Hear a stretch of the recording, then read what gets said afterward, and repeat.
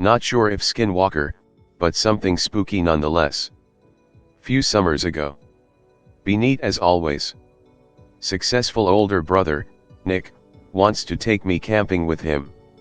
Hate outdoors and afraid of bears, but whatever, only like one death annually caused by bears, or so I hear. Thought it would be a joyful learning experience and a nice break from my depressing routine. Planned to camp for 3 nights. Later that week we head out real early. Takes around 5 hours to get where we're headed, somewhere in the mountains, California BTW. Already past noon when we arrive, set up camp pretty quick. Me and Nick have separate tents. He hangs up some electric lanterns next to my tent to ward off bears at night. Thinking it's pretty childish, but whatever, I wanna live through this shit. Rest of the day is relatively normal, few weird noises off in the distance, but I know animals can sound really fucking weird, foxes, so just assumed it was animals. Come nighttime we're both worn out, so we get in our tents and go to sleep. Being incredibly worn out, it wasn't too difficult to fall asleep except for the dead silence. Sleep with a fan right next to my head at home, so you can understand why this was an issue. Regardless, fell asleep anyway. Later I get woken up by Nick's coughing, he's a smoker. Check my watch hoping I had been asleep long. It's only been an hour. Look to my right and notice a shadow being cast on the side of my tent. What the fuck?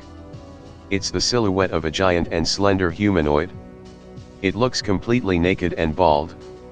Whatever the fuck it is, it's just standing there and shaking very slightly. Scared shitless. Either Nick or it was wheezing. Nick's tent was right next to mine. In the midst of being scared shitless, I start to worry about Nick, because this obviously wasn't him considering his body type.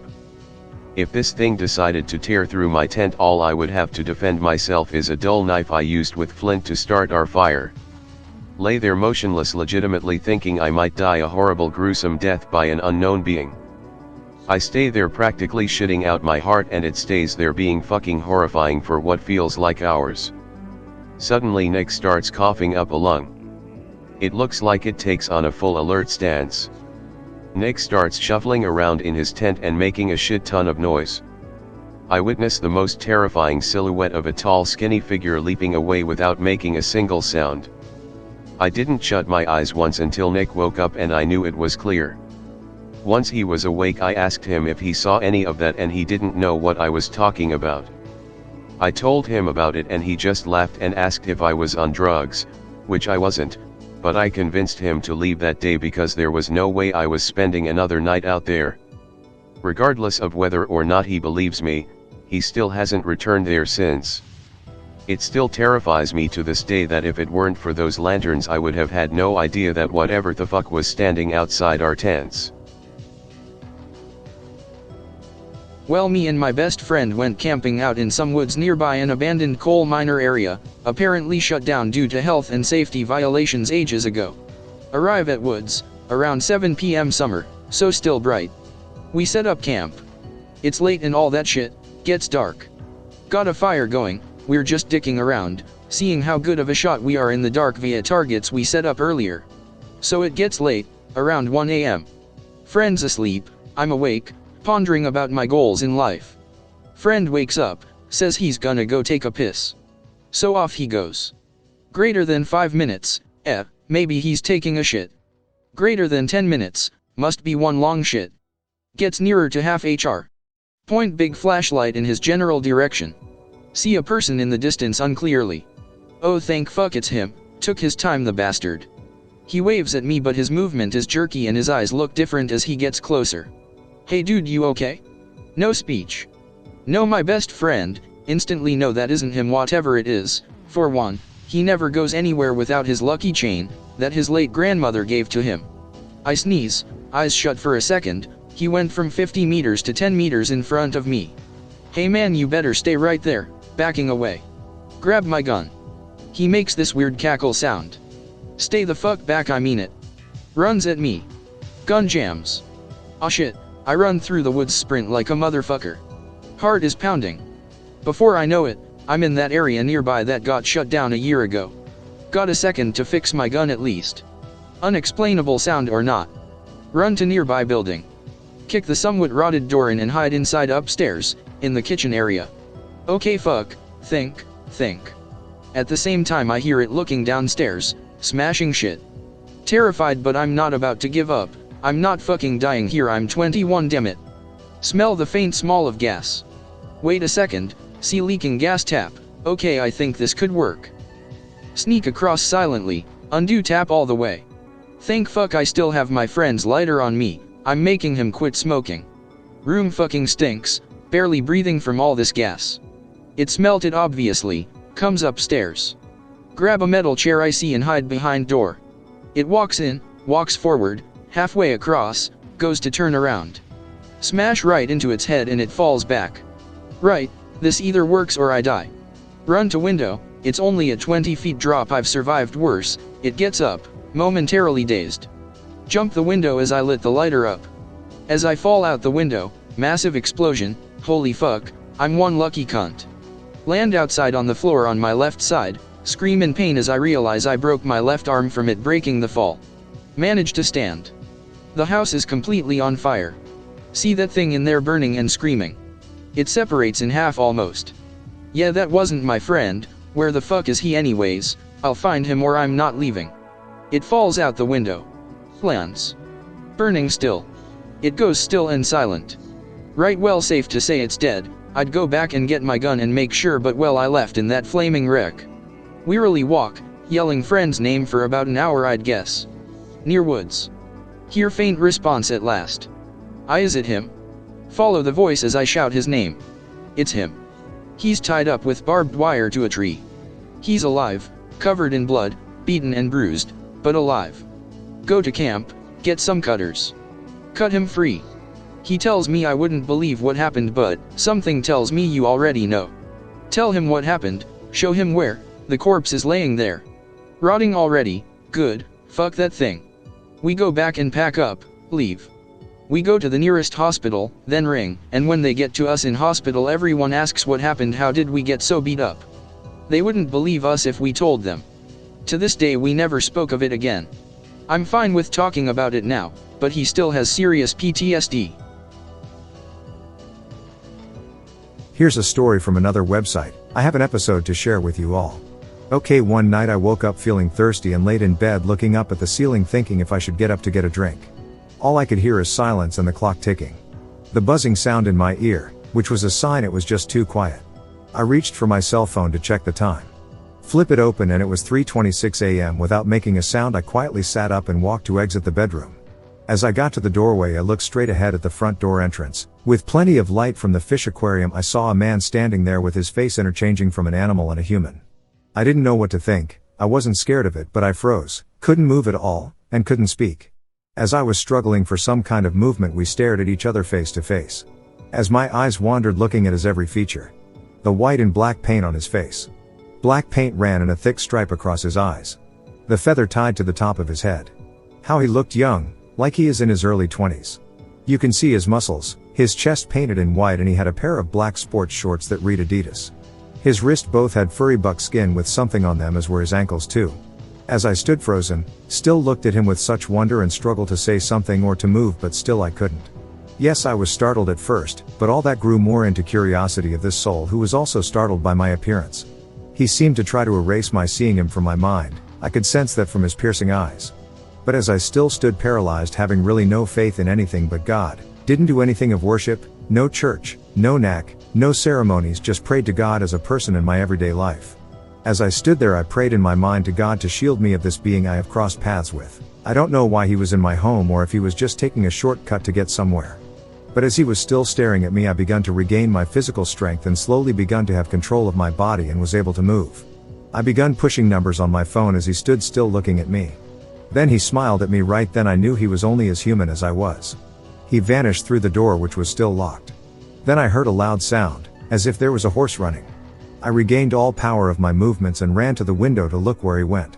He had someone waiting for him across the street. He jumped in and the vehicle drove off. I again said a prayer. Then I called a close friend and the police. I told them that someone was in my house but not comfortable about describing his appearance. The police told me that I shouldn't be ashamed to say it was a skinwalker, because they did themselves on the job encounter strange things as that.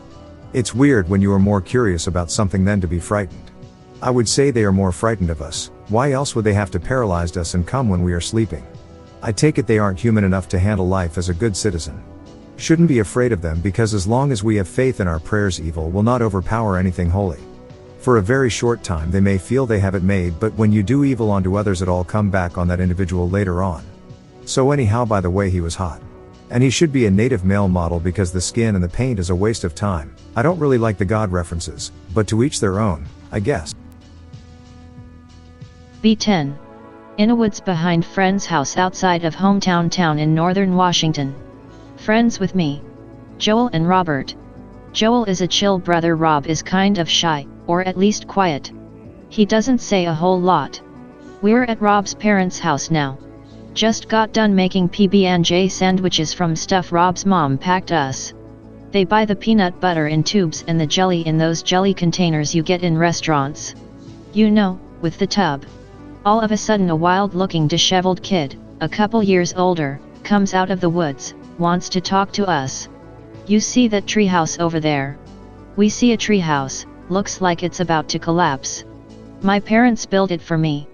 But I had to move away. I really miss my treehouse. Friend takes me aside, whispers in my ear, I don't think we should eat the sandwiches. Oh my god. Don't ever go back to Joel's house. Out camping, just me and my friends Joseph and Alex. We have a simple tent set up. My car is about 500 yards away in a dirt parking lot and a road like 10 minutes from the highway. Middle of fucking nowhere. We're having a good time having a few drinks, not even that drunk yet. Suddenly a weird noise fills the air. Sounds like just a low droning humming noise. We all look at each other. It sounds like it's coming from a distinct direction. We start all walking towards the noise to check it out. It gets louder and louder and we see spotlights beaming around across the trees. Red and light blue lights start flashing around. I start feeling really messed up, like some sort of high, but nothing that I've ever felt. I decide to just lay down on the ground for some reason. I just had to. Lose sight of friends but just lay down and stare at a patch of grass and sticks. Lay there for a few seconds. Suddenly a giant crashing noise. I feel completely sober and fine. Stand up. Joseph and Alex are completely gone. I run around and can't find anything. I manage to find my way back to the tent. We had a fireplace going and everything. I notice the fire is out and I realize the hue of the sky is slightly light white and light blue. It's actually morning but foggy and cloudy, very humid. Look at my phone. It's 5:48 a.m. Go inside the tent. Alex is there sleeping. Joseph's sleeping bag is empty. I wake Alex up and he said we didn't find anything and all went back to sleep, said I need to chill out and just go back to sleep. At this point my heart rate is through the fucking roof and I'm freaking out. He lays back down and I start pacing around outside. I start hearing some leaves rustling around. Looking around. I see a figure awkwardly moving from the brush. It's Joseph. I call out to him. He ignores me and gets out of the brush into the clearing where we have our tent set up. I'm standing in front of the tent with the fireplace in between me and him. I say, Joseph, what the fuck are you doing? He finally makes eye contact. It feels like his eyes are too black or something, but he's 30 yards away, I can't really tell. He looks at me and mumbles something. I can't even hear him because he's too far away. My heart is still beating and I'm too scared to even get closer. I yell, speak up. He yells back literally right after I finish saying up. Speak up, up, up, up, up, up, up. He is yelling in almost the exact same tone I said it and keeps saying up in a weird throaty way. I dash in the tent and shake Alex as hard as I can, waking him up. He won't wake up at all. I hit him with my fist super hard in the face. He doesn't even react, just lying there limp. He's also drooling. I shake him vigorously a few more times. Nothing. I look outside. Joseph is completely gone. I look all around the tent. At this point I've never been so scared ever in my entire life. I start running the fastest I've ever ran towards my car. I check my pockets as I'm running, still have the keys, then the humming noise starts, my stomach begins to feel sick. I keep going, unlock my car and get in, lock the doors like 50 times, and just sit there. Humming stops. Everything is completely quiet. For some reason I feel the need to just stay parked there and not start it. I keep looking all around 360 degrees. No sign of anything. At some point I fell asleep. Wake up at 11:05 a.m. Decide to call Alex. He answers and asks where the fuck I am. I walk back to the tent.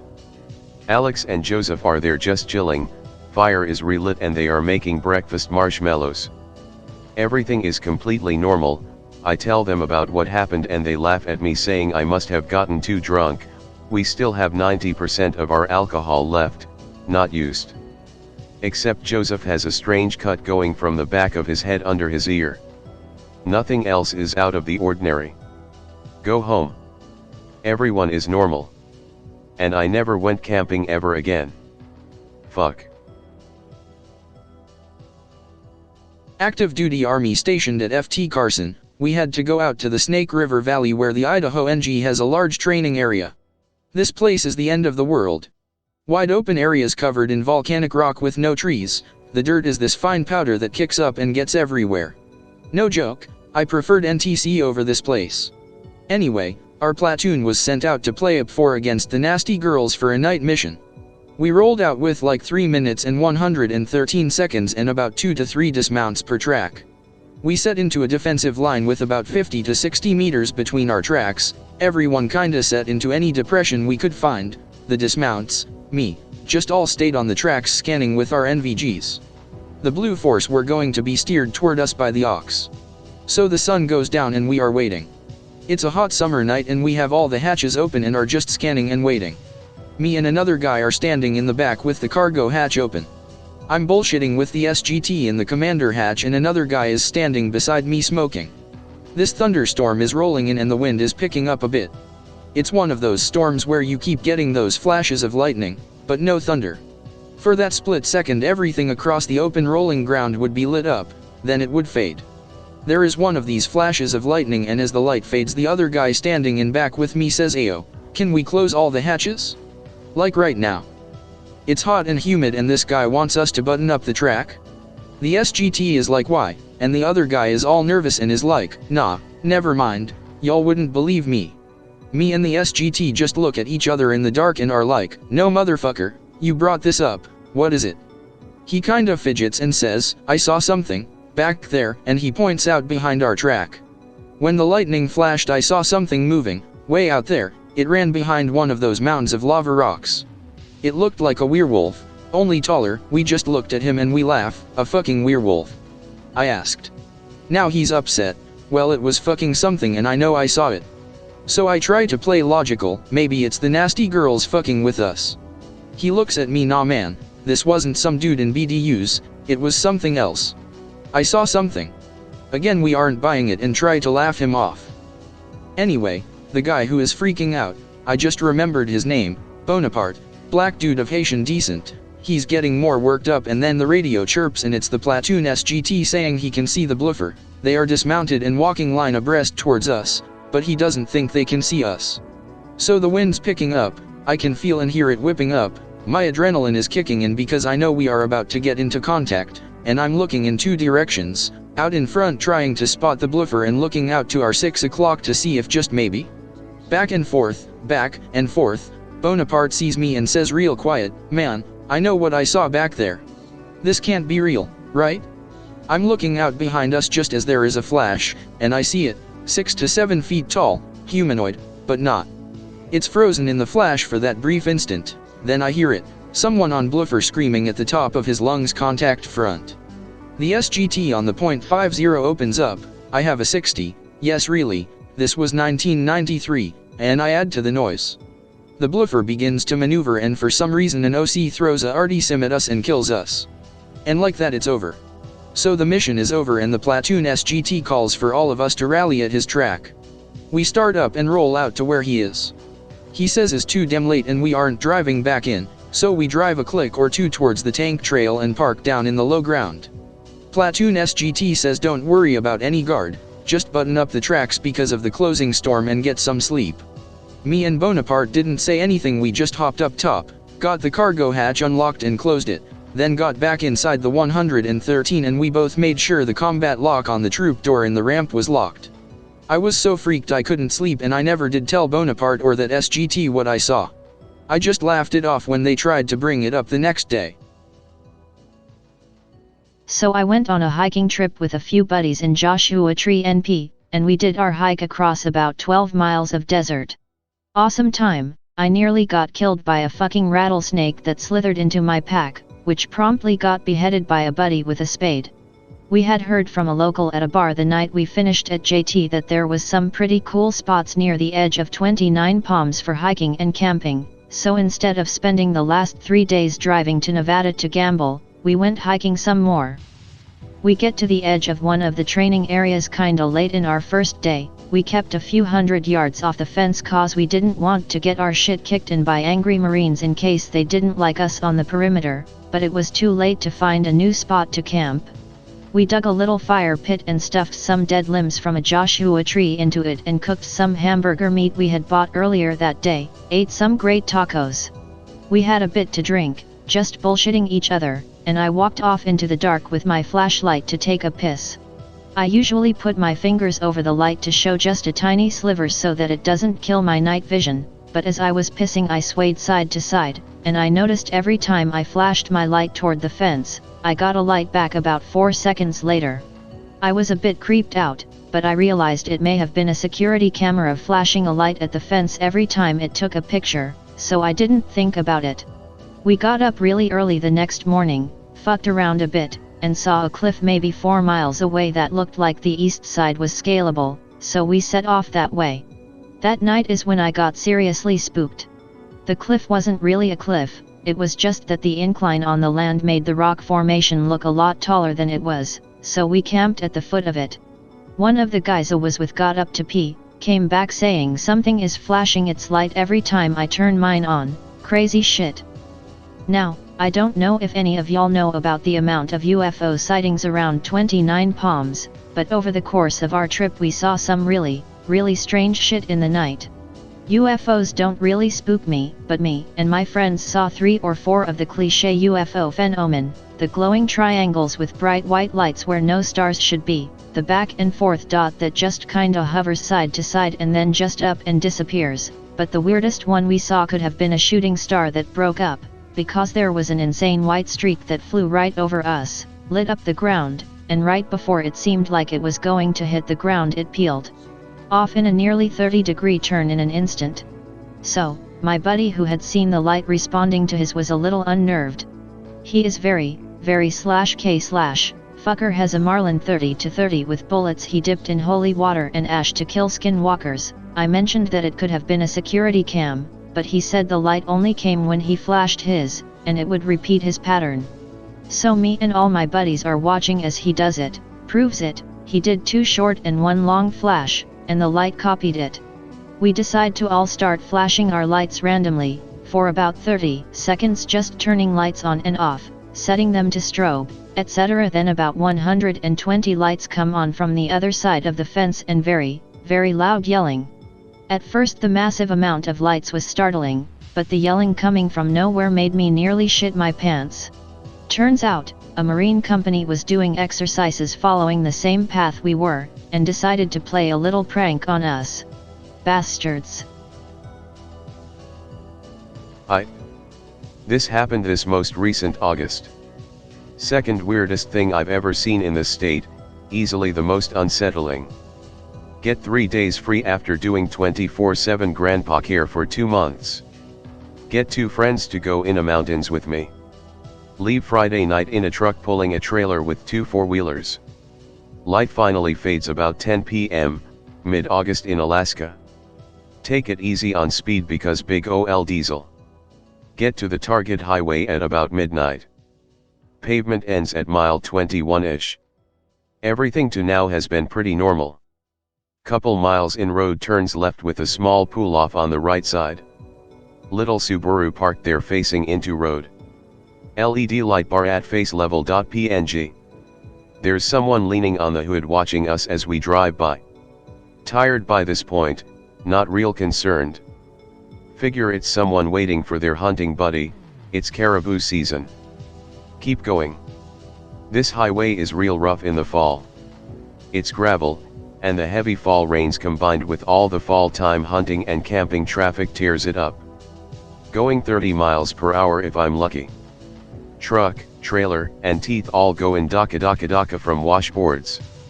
Nice bright full moon, can miss the worst spots. Hit real long straight stretch before trailhead pull off. Get half mile down straight stretch, about halfway. Lights in rear view mirror. Fucking bright AF light bar again. This nigga hauling ass 50 to 60 miles per hour or more. One friend is zonked in the back, the other one is spaced out. Point the light bar car out to him. He watches them in the side mirror, doesn't seem too unsettled. Car is maybe 200 feet back when I finally pull into the trailhead. Car catches up 10 seconds later. Slows down to 5 mph going by, obviously checking us out. Hackles raised. TIF. Park the truck, watch them drive down the highway for a bit. Let out a deep breath. Look to the left at the other corner of this parking area. There's an SUV parked there, NBD. This is where it gets way out of whack. Wake up the other friend, kill the engine, hop out. Instant gut assessment, shit's fucked, we're being hunted, time to go. My response to this novel sensation, hey, there's something written on that SUV. Shine my flashlight on it. Moloch written in the dust on back window since it was parked. Oh fuck what? Friends are stretching legs, one has his AR out, they're both too quiet. Check out SUV. Engine still warm, parked within a few hours. Only front passenger door is locked. Shoes/sandals and shorts, comfy driving wear, on front seats. Full packs and compound bow in back. Full cooler. Tent. Everything is untouched. 6mo expired youth group sticker on hood, empty coffee hut coffees. Looks like a young couple out to camp. Friends are checking out this SUV. We're all at independently reached 10/10 maximum alert. Look around the whole area, nobody is there. No fresh tracks except in parking area itself. Another pair of cars with LED light bars go by hauling maximum ass. We keep rifles on M from cover as they go by. Give in to gut feeling, leave. Camp 30 miles away on a different highway. Come back in the morning. SUV still there, untouched. Still no sign of anybody around. Terrible gut feeling gone. Take the four-wheelers and go 8 miles back in the mountains. Have a good time camping, get bullied by a caribou. Come back in next day. Nobody was out there, great lines of sight and nowhere to hide. SUV untouched. Food in the back is starting to go off. Get back to town. Call SUV into troopers. Dispatcher goes, yeah, that's sketchy AF, I'll send someone out. Call back 2 weeks later to see what came of it. No record of having ever called it in, but they have every other call I've made. Sorry/K/. Some stories don't have a good ending. I'm convinced we were getting checked out and the only reason they let us be was because we had our ARs propped up on the seats and very visible. I never have found any explanation for what I saw out there. All I know is that gut feeling I got when I got out of the truck was the spookiest thing I've ever felt, and all three of us felt it independently. There's some fucked up shit going on out there, I'm convinced. This isn't that crazy, but I was part of the group that secured the Republican Palace during the Iraq War and was there for several days after we captured it. Anyways, one day we were walking around the building and noticed there was this big wall that was sectioning off part of the compound. We couldn't tell what was on the inside of it, so we decided to walk around to the entrance and check it out. As we get to the gate, out of fucking nowhere this dude wearing a white button-up shirt and slacks comes out and starts walking up to us. Like he seriously looked like he was just teleported here from his office cubicle in the US or something. He looked so out of place. He walks up to us and the conversation goes like this. "What are you doing?" "Oh, we were just walking around and wanted to check out what was over here. I think you should turn around." "Yeah, I think we should too." Such a weird encounter. Never learned what was behind that wall. Well, my pops once had to deal with a wounded cougar with I think 2 or 3 other hunters. Someone shot it during the hunt and it fell into a treeline with heavy foliage. So they, using somewhat SWAT-like tactics, tried to figure out where it was, as it wasn't a great fall and the shot was glancing, and the last thing they wanted was a pissed off kitty ripping their anus apart / dying in pain. He described it as they'd take a few steps in, hear it growling but couldn't find out where, step out, step back in and hear it from somewhere clearly different from last time. They had to do this a few times before they got a good idea where it was and put it out of its misery. Another story that comes to mind is my dad's friend, went hunting alone. Had a heart attack, died. I believe another did the same and had a seizure or fell through some ice. Always have a hunting buddy /k/. My dad loves to bring up the "well, I might pass out from my diabetes and that's it for me. Nah, I won't get someone to come with me, it's too much work and you're asleep when I go out, so,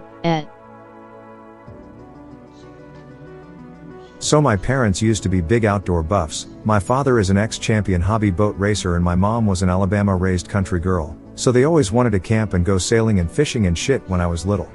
They went on a trip with some friends of theirs when I was about 10, read as 16 years ago, and since then they refused to go camping anymore. Ever. My dad told me the story sometime after I had turned 18. It still makes me wonder, considering the following: my parents moved a lot and only had one set of friends they really kept in touch with all the times. Danny and Lisa. Danny and Lisa weren't outdoor nuts like my parents were, but they were friends, and it's fun to camp with your friends, right? So they all planned like 5-day trip to a lake south of where we lived, with a creek that was on Danny's father's property, so they could camp on the property and fish all they wanted, then go to the lake with ease. They all left and everything from now on is from my father's account. He told me this once, and only once, and got drunk after he told me, which is extremely uncharacteristic of him anymore. The first 2 days were normal, just camping, drinking, sharing stories while fishing and boating and water skiing heaven. It was just young adults / parents having fun. The second night, all night everyone kept hearing weird yelps and barks, like 2 dogs were in a fight, but were both just hurt and yelping the whole time. They figured coyotes and slept. The next day they continued on their adventures. That night, they kept hearing those noises, but they were extremely close to the camp, so my father and Danny went out to go see if they could scare them off, while my mom and Lisa stayed behind scared out of their minds, hiding in a tent, probably reading the Bible or something. Anyways, my dad and Danny went out to look for these fighting coyotes, searching by following the sound. My dad had a shotgun and Danny a machete. They were hoping to scare the coyotes, or whatever they were, with a gunshot. They got to a clearing and could hear the noise extremely loud, but it seemed to be from multiple directions, as if the sounds were distant from each other. Now, my dad is a bit of a cook, swears he saw Bigfoot at 14, but this is different. He just told Danny to go back. No questions, no explanation, just "Danny, we need to go back." So they did, but the sounds didn't fade away this time. Danny nervously asked my dad what was going on, but my dad wouldn't tell him, he just kept shushing him. Danny is a bit of a goofball, hence why I always liked my Uncle Danny, so he thought my dad was getting him back for a prank. He kept nudging my dad and trying to get him to say gotcha. But my dad never untensed.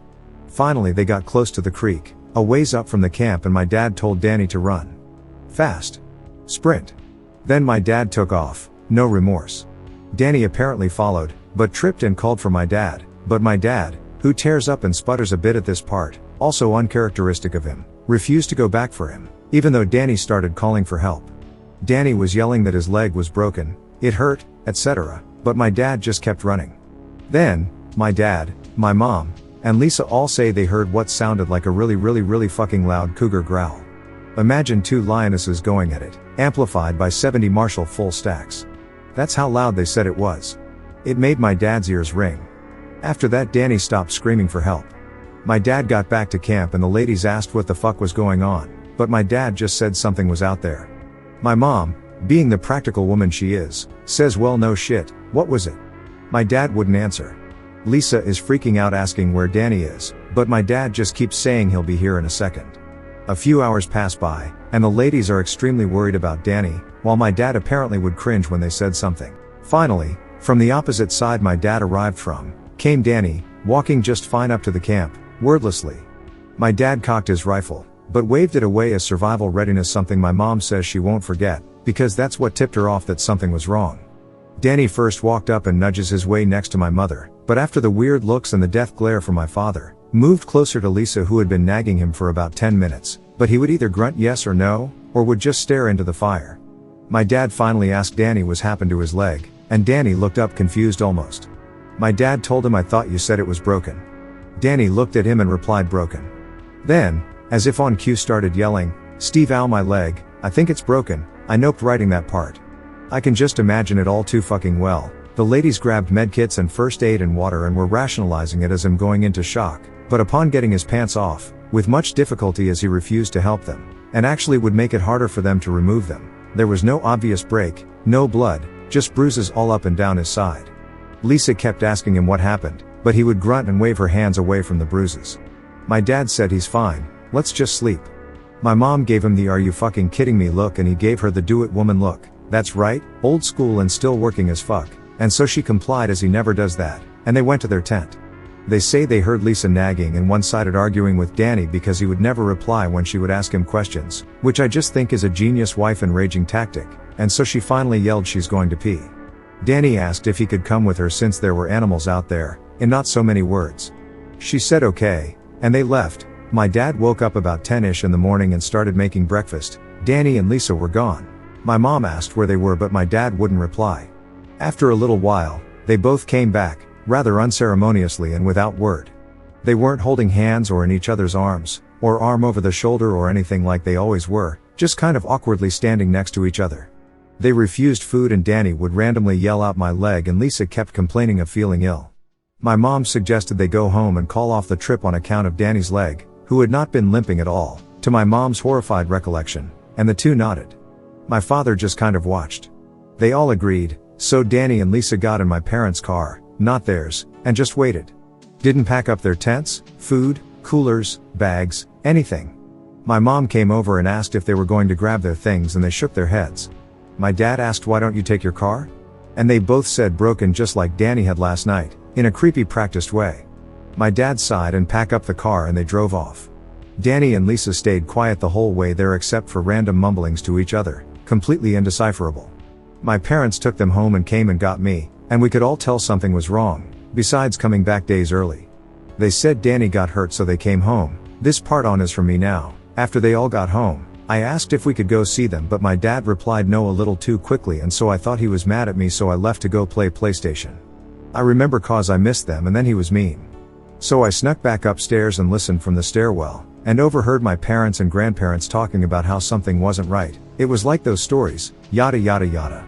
I assumed they were talking about something random and got bored and went to go play more PlayStation. A few weeks later I asked about Uncle Danny and my dad said we're not going to see them anymore. I was mad, and so I demanded to know why. He told me something about his dad being sick, and so I was sad. Then I forgot about it and life went on. Fast forward about 5 years, I'm at a supermarket where I used to live when all this happened. It was also by where Danny and Lisa lived, only on the other side of the road. Being 10 I was never allowed to go over, but now that I can drive, I decide to go see the old house, check out Danny and Lisa's house. I'm a nostalgic person, and see the only neighborhood. I'm driving slowly and rather creepishly down my old street when I spot Danny walking down the street. Excited as fuck I flag him down, pull over and get out to talk to him. He seemed stiff to me, kind of robotic I guess you could say, when he hugged me, but it was way too tight and it felt like he was trying to smother me. I asked him how he'd been and he said alright. I asked him where Lisa was and he said at home, so I asked if I could see her, and he agreed. I walked with him and asked him about all kinds of people and tried to catch up, but he didn't remember, or didn't care about 90% of it, which seemed odd, because Danny was always my awesome involved Uncle Danny. Also, I'm on /x/ so I'm automatically paranoid and shit, so I asked him a couple obvious trick questions and he failed miserably and now I'm a bit nervous. We get to his door and he opens it and the smell of a goddamned meat locker pours out, A horrid incomparable smell just assaults my nostrils. The place is a wreck, shit is just everywhere, everything is coated in dust and shit and nothing looks clean. Laundry is everywhere, no lights are really on, it's a mess. I'm more than a little freaked out and I asked what happened here, and he grunted, a really weird, almost guttural grunt. So I asked after Lisa and she yelled from the kitchen, which was just behind a wall facing the room I was in.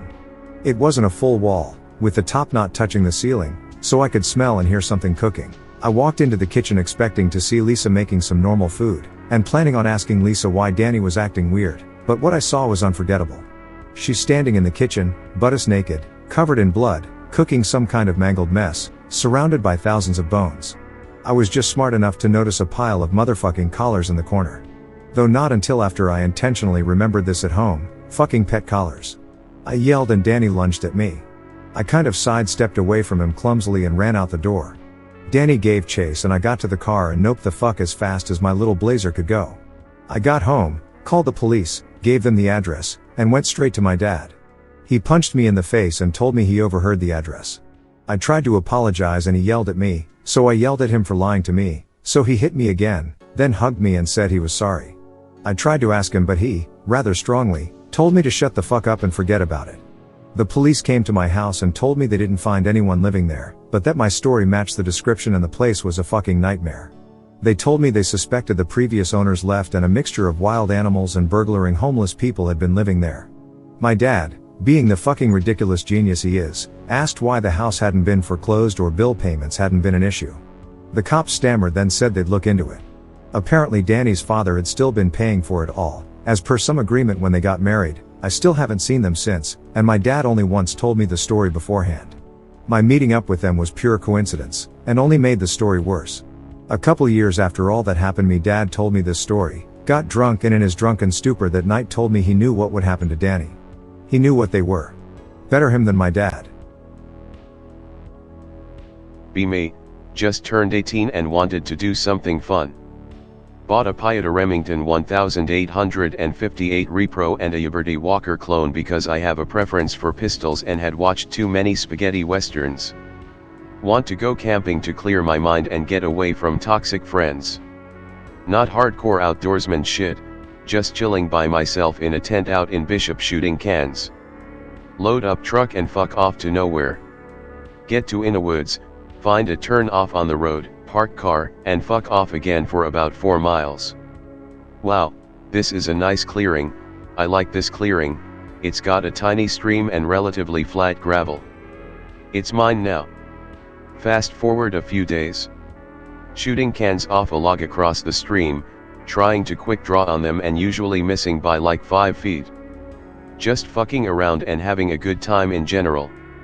Evening approaches and I clean out both revolvers and load them up for the night. Tuck them into my pistol belt and sit down for a nap. Start having a really disturbing dream. I was riding on a horse with a few guys through a settlement in the desert that wouldn't have been out of place during the mid-1800s, dressed in some kind of blue uniform similar to the ones the other men were wearing. The settlement had been utterly razed, bodies were strewn everywhere and most of them were horribly mutilated. Blood was everywhere and I saw people's innards had been removed and specific organs pinned to the walls with knives, nails, and all manner of silverware in strange patterns. One of my buddy's eyes turned black and started emitting black smoke. He panicked and fired wildly with his shotgun at the ground. One of the men went to shake him out of it and he butt stroked him with the shotgun. The man who had tried to calm him down fell off his horse onto the ground and started screaming and writhing in the dirt now with his eyes showing the same characteristics. The guy who fell down was making some ungodly screaming. I figured he had just hurt his back or something, but then his clothing was starting to get torn and shredded as if by some invisible angry mob. A few seconds later chunks of his flesh were coming out and then his guts, which flew into place with the other impaled organs. The first man was still freaking out during all this and drew his sidearm, firing it around wildly as if at some unknown aggressors before being pulled off and suffering the same fate. I got knocked off my horse by something and then I started to see them too. Black silhouettes of horribly mangled people with white, glowing eyes. Their forms weren't exactly solid and they emanated this strange black mist. I looked up, and floating over the town in a blood-red sky was a circle of these things, but with less definite forms, watching what was happening on the ground and seemingly directing it. I drew my pistol and shot at it, getting up and trying to run. As the figures on the ground surrounded and closed in on me, I decided that I didn't want to go out like my compatriots and tried to shoot myself with the last bullet. Just as I went to pull the trigger, I woke up and realized I had my Remington pushed against my temple. I decocked it and slid it into my holster, shaking a little from the close call. The sky was an odd red color, and I had the uneasy sense that I was being watched. I started checking my immediate surroundings, and then I had an intrusive thought telling me to look in the water. Walking over to it and peering in, I saw in the reflection that my eyes were black, and standing next to me was a man in a blue uniform with equally black eyes. Looking up, I saw one of those flying specters from my dream drifting towards me a fair distance across the stream with its arms stretched out at me. I drew down on it and let off all 6 rounds in the 1858, maybe a little too fast. When 3 of the bullets connected, I saw them immediately begin slowing and sinking down inside the figure almost as if they had hit water. The bullets began glowing a dull red, and the creature's eyes burned a brighter white, still advancing. I tossed the Remington and began backing up, not willing to take my eyes off it. In my peripherals I saw more of them shamble out of the woods into the clearing, closing in on me as the lead floated ahead. First shot was a miss. Second shot winged one of the chambliers and it went down. 3 hit but did fuck all. 4 whizzed past its head. 5 struck it solidly in the neck but to no effect. Down to my last shot I took careful aim, tried to steady my shaking hands, and missed by a country mile. Smoke was pouring from the locations of the shots, but it still kept coming. At that point I felt irrationally angry at the piss-poor performance of what little marksmanship I had. Swearing at my guns, the being, and generally everything that brought me into the situation, I wound up and threw the walker at it full force. Surprisingly, it made contact. As the walker settled into its transparent form, suspended like a piece of fruit in jello, the being shrieked and flew back into the woods as if punted by the angry boot of God. I woke up the following morning lying on the gravel feeling beat to shit. Working my way over to the stream, I coughed out some black slime into the water and watched it drift away with the current. Resting up for an hour or 2, I packed my shit and searched the immediate area for the gun I threw in my spiteful fit, only to find the one of the grips, burned to a piece of charcoal. As any sensible person would do, I packed my shit up and left for home. Haven't been out camping since.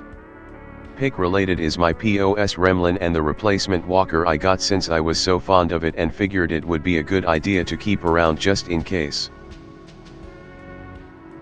I only have a couple stories, they were from my childhood back when I lived on a farm. Here is my first encounter, I guess you could say. Be me, 9 years old. Live on farm. Nothing really on the farm but wheat/hay/whatever. We rent the farm and live there. Summertime. Have older friend from Frederick named Nathan. That's only about 20 minutes away from where I live. Every day his mom drops him off at a farm to play with me and basically hang out. Figures he can't really get into as much trouble on the farm as he could in the city. He is 12 at this time. Anyways, we are outside, playing on the trampoline. Nathan looks up on our big hill about 200 yards away. Something walking around on 4 legs. That's a cow, you dumb city boy. Dude, I know what a cow looks like, that's not a cow. What are you talking about? It has horns and it's big and fat and all black. It's a bull cow, you dummy. Cow stands up on 2 legs. Nathan looks at me with wide crazy eyes. Nathan is black, by the way. Cow thing is about 8 feet tall, I think. Cows can't stand on their hind legs to my knowledge. Wind picks up, blowing in its direction. It turns around and faces us. This cow's face is all white as I can tell, with an all black body. This is not a cow. Nathan and I look at each other again. Then to the door of my house, about 50 yards away. Nathan runs to the door faster than Usain Bolt. I am only halfway towards the door. Glance over at the hill. Creature is gone. Nope, ever harder. Inside. Run upstairs to room with Nathan. Lock door. Hide under bed. We don't come out for 3 hours until my mom comes home. What are you boys doing under there? Nothing. I only had a couple more encounters after that. Anyone interested? Alright. Couple weeks later we get 2 border collies. I loved them dogs. On Halloween night, my sister lets one of them out. It runs to the road and gets hit by a car. Super sad face.jpg. One night in the winter there is a snowstorm. Looking out my bedroom window at the hill. It's really dark outside, because winter plus clouds plus 7 p.m. Notice some lights. Dad is home, he pulls up alongside house. See 2 reflective eyes upon the hill, where Nathan and I saw the creature a few months earlier. Hear Dad open the door, come inside house. See dog run out, up towards the hill. Reflective eyes on hill disappear. Never see that dog again. And here is my final encounter. Be year from first encounter. Hanging out with Nathan outside again. We're playing with my dad's old G.I. Joes. Spray painting one of my sister's old doll houses so we can play with G.I. Joes in there and not have our Joes look gay. Look out off porch. Creature again. At the foot of the hill. I remember exactly how it looked. It looked like a minotaur, I think. Its face was shorter than a bull's, more human-like, and white. It wasn't actually evil looking or anything, looked almost like a normal woodland creature or something. However, this thing was much bigger than me and Nathan. And I don't know of any creature such as this one. And it looked hungry. And I don't think it liked Nathan and I. Nathan just glances at the look on my face. His back to the creature, he just knows. He instantly darts inside. I run inside too. We run upstairs. Forget to lock the door. Hear door open downstairs. Hear thumping. Something is coming up the steps. Nathan runs to the next room. I follow him. Then he gets out on the balcony. I do too. He looks down, and then looks back to the other room and his eyes get extremely wide. He jumps down and twists his ankle. I jump down and land on my knees. I can still move. Try to get Nathan to come with me. He can't walk. Survival of the fittest. Start running. Hop the fence. Anyways, continued. Start running down towards the road. See Mom pull in the driveway. She picks me up. Mom. Nathan is hurt. Completely forget to tell her about the creature like the dumbass I am. We get to the house. Nathan is still alive. We take him to hospital. He never wants to come over and hang out after that. I stop playing outside. Just hang out inside all the time and play vidya. Still have problems with my knees to this day. Nathan won't acknowledge the existence of the creature. I still miss living on the farm though. Aside from the creature, it was pretty sweet. This happened about 2 years back. I was on a plane to Seattle out of Minneapolis. I'm actually really glad I found this thread. It's giving me, well, maybe not closure, but at least an explanation. B21. Heading home to see folks over summer break. Been driving a good 3 hours already today plus TSA and bag checking and shit. Board plane. Aw yeez, motherfucking window seat. Nod off through the SAFTA video and take off. Wake up to my ears popping. Fuck. Guy sitting next to me swivels his head around, shoulders tense, eyes wide. Sorry. My bad. He keeps staring for a few moments, then looks deliberately at anyone else. Fuck it, maybe he's some Christian guy who thinks I'm going to hell for swearing. Decide to back to sleep. Eyes closed, I get this impression that the guy's watching me again. Half an hour or so goes by, can't fall asleep, partially because a baby's crying somewhere ahead. I can feel this guy's eyes on me. Really uncomfortable. Eventually I stop trying / pretending to sleep and look up. The guy's head snaps down to the pillow like he's sleeping. Like hell you're asleep bro. Go back to staring out the window. Eyes on the back of my neck again. Snap my head around, his eyes are shut tight. See how you like it. I feel like I've seen him before. Shit, maybe he's just trying to work out where he's seen me. Guy looks like he's only 18 or so. Navy school hoodie and jeans. Look away. We're both deliberately not looking at each other now. Half an hour or so and this guy goes to the bathroom. I feel like I can breathe again. Manage not to disturb the lady sleeping in the aisle seat as I'm grabbing my laptop from the overhead storage. Pay for internet. Fuck it, I'll Minecraft afterwards. Google guys school. Middle of nowhere town nowhere near my college. News article catches my eye. Local teen missing, found. Somehow I knew it was him before I even clicked it. It had dorky school picture of him. Definitely the guy sitting next to me. Apparently this guy, Andrew, had gone missing in the woods for a few weeks but showed up again, acting like nothing had happened. Maybe he's just wigged out from the mountains. That fucking baby is crying again. Notice the date. Greater than 1997. Check like 8 times to make sure this is right. Eyes on the back of my neck feeling again. Look up from laptop like a kid who's been caught looking at porn. Andrew is looking down at me. Intense staring. Moment broken as a flight attendant comes up and tells Andrew he has to sit down, puts a hand on her shoulder. He snaps around to look at her like he looked at me. 3 things happen. Andrew's face gets stretchy, just for a second, like the whiplash of his head pulled the skin tight across the skull. It was only for a moment but I saw what I saw. The flight attendant takes a step back and her hand goes to the little gold cross around her neck on reflex. The crying baby goes totally silent. Andrew turns back to me, and sits down, stepping over the sleeping lady. Just keeps staring. I look back. Not breaking eye contact while trying to remember what it was about eye contact I'd seen on Nova. Like that for another 10 minutes, half an hour. Just staring. Eventually realize that he's not gonna do shit on a goddamn plane.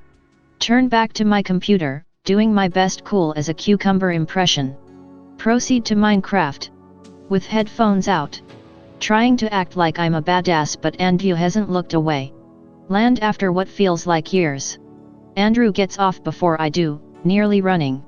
Go to the bathroom instead of the baggage carousel, sit in a stall, breathing, freaking out a bit, wishing I didn't have another 45 minutes until my parents got here to pick me up. Hear a commotion outside. Fuck it, it's not my problem.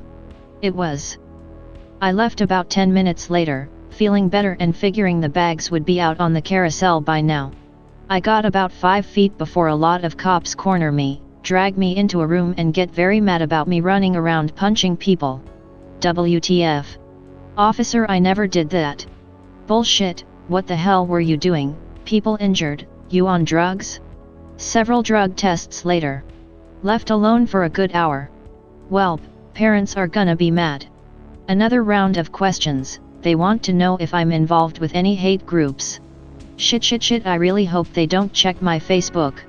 If they do, hope they get that hipster Hitler is a joke. Still totally lost. Eventually they bring in a tape from a security camera. There I am, randomly going berserker on some people. I look up at the camera.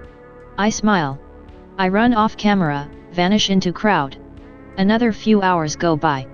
A bunch of the same questions. I was in the bathroom the whole time. Officers. Finally get a phone call. We're already back in Bremerton, hometown, hour-and-a-half drive, call us when you get out. You're in big trouble. Another hour. Some security guy comes in. We checked some security cameras. It shows you going into the bathroom and being there during the attacks. I'm free to go, they'll have questions later. It's nearly 4 a.m. at this point. I call home but don't get a response. Either my parents think I'm a delinquent or they're really heavy sleepers. Call a few more friends to get a ride. Not in town, fuck off, I can get you in the morning. Being watched feeling. Look around. Security guard watching me. He's got this smile on.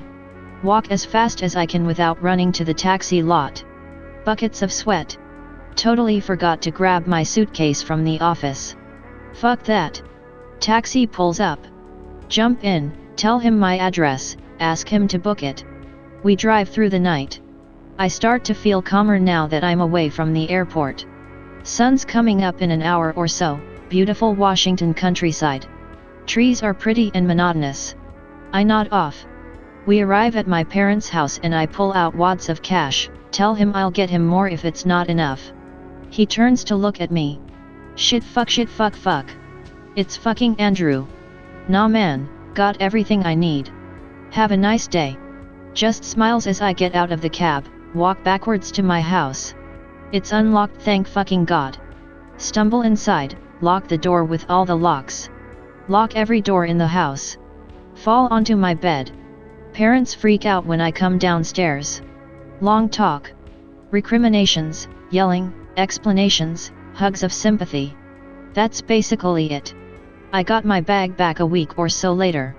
I never heard from or saw Andrew again. That's not his real name, obviously. I don't think I'll ever say his real name, or type it, or say or type the name of that school. I feel like as long as I don't look for him, I won't feel him looking at me. Not entirely related, maybe, but a lot of these stories have the recurring theme of horrible and inhuman screams, which is like something I heard when I went camping for a long weekend with my boyfriend last year. Be dead of night, laying in the bed of our little camper trailer parked in the middle of the woods. Window is open a fraction from the top, no curtains. Can only see the ground about 3 feet around the trailer before it turns into just blackness, almost dead quiet bar wind/rustling trees. Suddenly Dad scream. Sounds far away but sticks out like hell because there's no other sounds. Think it's an animal or something but really sounds too weird, can't describe it. Hear it again, and again, sounds like it's shifting around the woods. Wake boyfriend up because it's freaking me out. He says it's probably a bird, just tell him to wait and see. Screams again. He changes his mind about it being a bird or anything close. Sit up until dawn listening to this shit, sometimes it sounds close enough that you'd think it was just outside. I'm just glad we were leaving in the morning. Still don't know what to think of it. My boyfriend works at a wildlife conservation park and is really familiar with the weird sounds of nature, him not knowing what the fuck it was is the freakiest part. Relative has a cabin far north. Only relatively close to a native reserve that's small. Only reason the location exists is for trapping. Cabin sits over small lake with an island. Also 2 uninhabitable cabins beside it. Relative passes away. We make a trip in his honor. Middle of winter. Very cold. Takes hours to get to the cabin. I can upload a picture of the trail. It's dark when we get there. We always boarded up the cabin. Would need a screwdriver to get the plywood off the door. It's already off when we get there. But doors closed. Okay, some natives snuck in to find out if there was racist but in the past that had broken and stole liquor. Everything's pretty fine. Couch is scratched up and a bunch of canned food has teeth marks in it. Smells a bit like rotten meat but there was spoiled food. Looks like a bear did it and someone just forgot to board up. Maybe the wind blew the door shut somehow after. Don't lose much sleep about it and rationalize the situation. Sleep well. Next day one of the other cabins' door is open. Don't know if it was open before because it was night and we didn't look. Cabin doesn't look lived in but it looks like someone ransacked it a little. No tracks in snow to cabin or away. Must have been open for a while. Go fishing on the lake. Thick fog settles in. Fog settles in like this. Keep fishing and taking pictures. It's silent besides other people at cabin. Sounds like something's moving in the fog at some point. Catch a whiff of rotten food again. Could be the bait, but minnows usually don't stink like that. Keep fishing. Fog settles out. Something catches my eye. Either wolves or large coyotes are running out of the island. Too far to tell. Start packing up fishing gear to go to the cabin because I've been chased by a hungry coyote one winter previous to this one. They aren't coming towards me though. They running away from the island, not trying to attack me. Suddenly a screech, almost like a fox, but much louder fills the air. It echoes off both sides of the lake. Can't tell where it came from but I'd guess the island. Drop everything, start running to the cabin. My dad's already outside the cabin and started up a skidoo to find me. He asks why I screamed. I tell him it wasn't me. He seems really upset for some reason and keeps insisting it was me. Little irritated but brush it off. We go inside and explore some cut lines with the skidoos. Nothing strange happens. Have a few drinks and call it a night. Don't sleep as well but we are going home tomorrow so it's fine. Smell of rotten meat wakes me up. Need to get out of the cabin. Everyone's still asleep. Decide to take my camera and go fishing. Go outside and head to lake. Stop dead in my tracks. Someone is fishing. They're in all black snow gear and I can't see their face. Can't tell if they're jigging or really twitchy. Take a picture and go back inside. Look out window that overlooks cabin. They're looking at the window. Dead hollow stare with mouth gaping open. They walk away towards island. Happy to leave that day. Nothing else happens. I don't know if it was really a skinwalker or some hermit that was using our shit. Unsettling either way. Innadesert stories. Feel free to share your own Innawoods or Inna Mountains stories. I really started going heavily into the desert back in about 2003, but before then I had been a hunter in the northern Mojave for years. It was only 10 years ago that I started being a survivalist in the desert, testing my skills and refining what worked and what did not. So I thought I'd share some desert stories about being in the Mojave. If you are unfamiliar with my area, it's here on the map. Ranging from Zion's Canyon to the Arizona/Nevada border. I've hunted my fair share of rabbits, snakes, and coyote out here. There's places I can go where people have been but no one ever comes because they are so far out of the way. One of the best places is along the Utah/Arizona border and called the Hurricane Cliffs. There are hundreds of caverns along the 100-mile-long cliffs and I went semi-spelunking in one that went back only a few hundred yards. There was a bit of metal in it that had rusted over and I thought at first it was a can, but when I picked it up the sides were squared off and the edges had been folded over like a steel can made for holding liquid. Think oil or paint thinner. Bit further in was bits of a skeleton. Ribs, a leg bone and some leather scraps around it. It was definitely human and I was about 20 miles from the nearest town, so I figured it was probably some poor sap that got in there and died then was torn apart by coyotes. Couldn't find any more bones, so I came out and marked the location on my map, then went to the sheriff's department and reported it. Few weeks later I see one of the guys I would shoot with regularly and asked about it. He said most likely it was someone who went looking for gold in the area around 50 years ago and died in the cave. They never did get an ID on the person. There's miles of fences marking property that no one even uses out in the middle of nowhere. Many of these fences are broken down and never get repaired. At one time it was probably cattle range, but now it's neglected land that has been reclaimed by the desert. On a stretch like the one in the photo I encountered a large coyote that was walking down the road opposite of me. I gave it chase in the truck and when it broke into the sagebrush I jumped out with my SKS and tried to pursue, but I had lost it. I hopped back into the truck and pulled it off the road, then did a slow walk around trying to find sign of where the coyote went. I never found the animal, but I did find some brown quartz with gold flecks in it on the ground. I picked up a couple pieces and started looking around for more. Not finding any, I went back to the truck and ran the lines for the rest of the day. The next day I took the quartz to the local pawn shop and they looked at it, confirming that it had gold in it. Ever since then I prospect in the desert for gold. All my work over the years has only amounted to about $500 worth over 10 years. That's not that much of a profit. Still, it's nice being out in the desert and working the land to try and get some gold. On my first deployment we stopped in Singapore to train at their Mount facility. Largest one in the world, or was at the time anyway. In the middle of the night, my truck team and I decided we'd do some of our own training and set up an LPOP at the top of one of the larger buildings, maybe 4 to 5 stories. So we set out and patrolled up to the building in the dead of night. It was me, LCPL, another lance, a corporal, and a sergeant on this little patrol. We got into the building and started to systematically clear it floor by floor.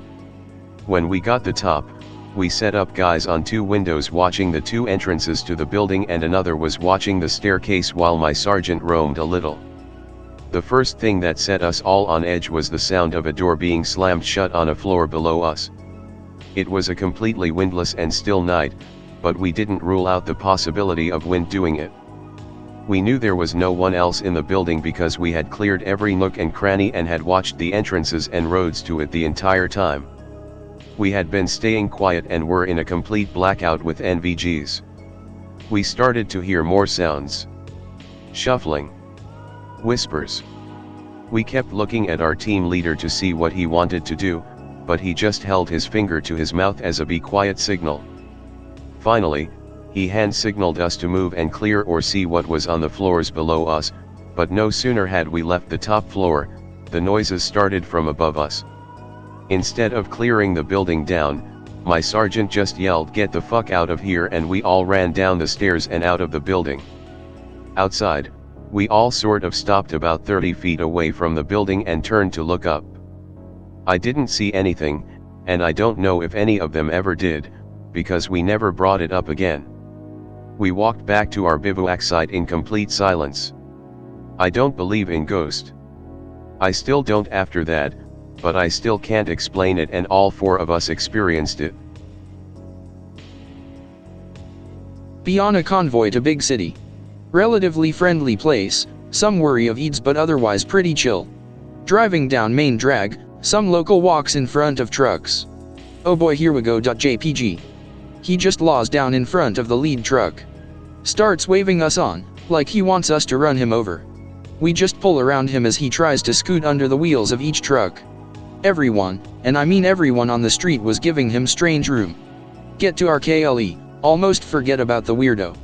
Out exfil takes us back past that spot. It was a choke point, everyone's on edge. No sign of him, normal vehicle and pedestrian traffic. Just a red smear on the road. Silence in the truck until we leave the city. Dude must have gotten his wish after all. Walking in a woods. Find a really fucking old bench.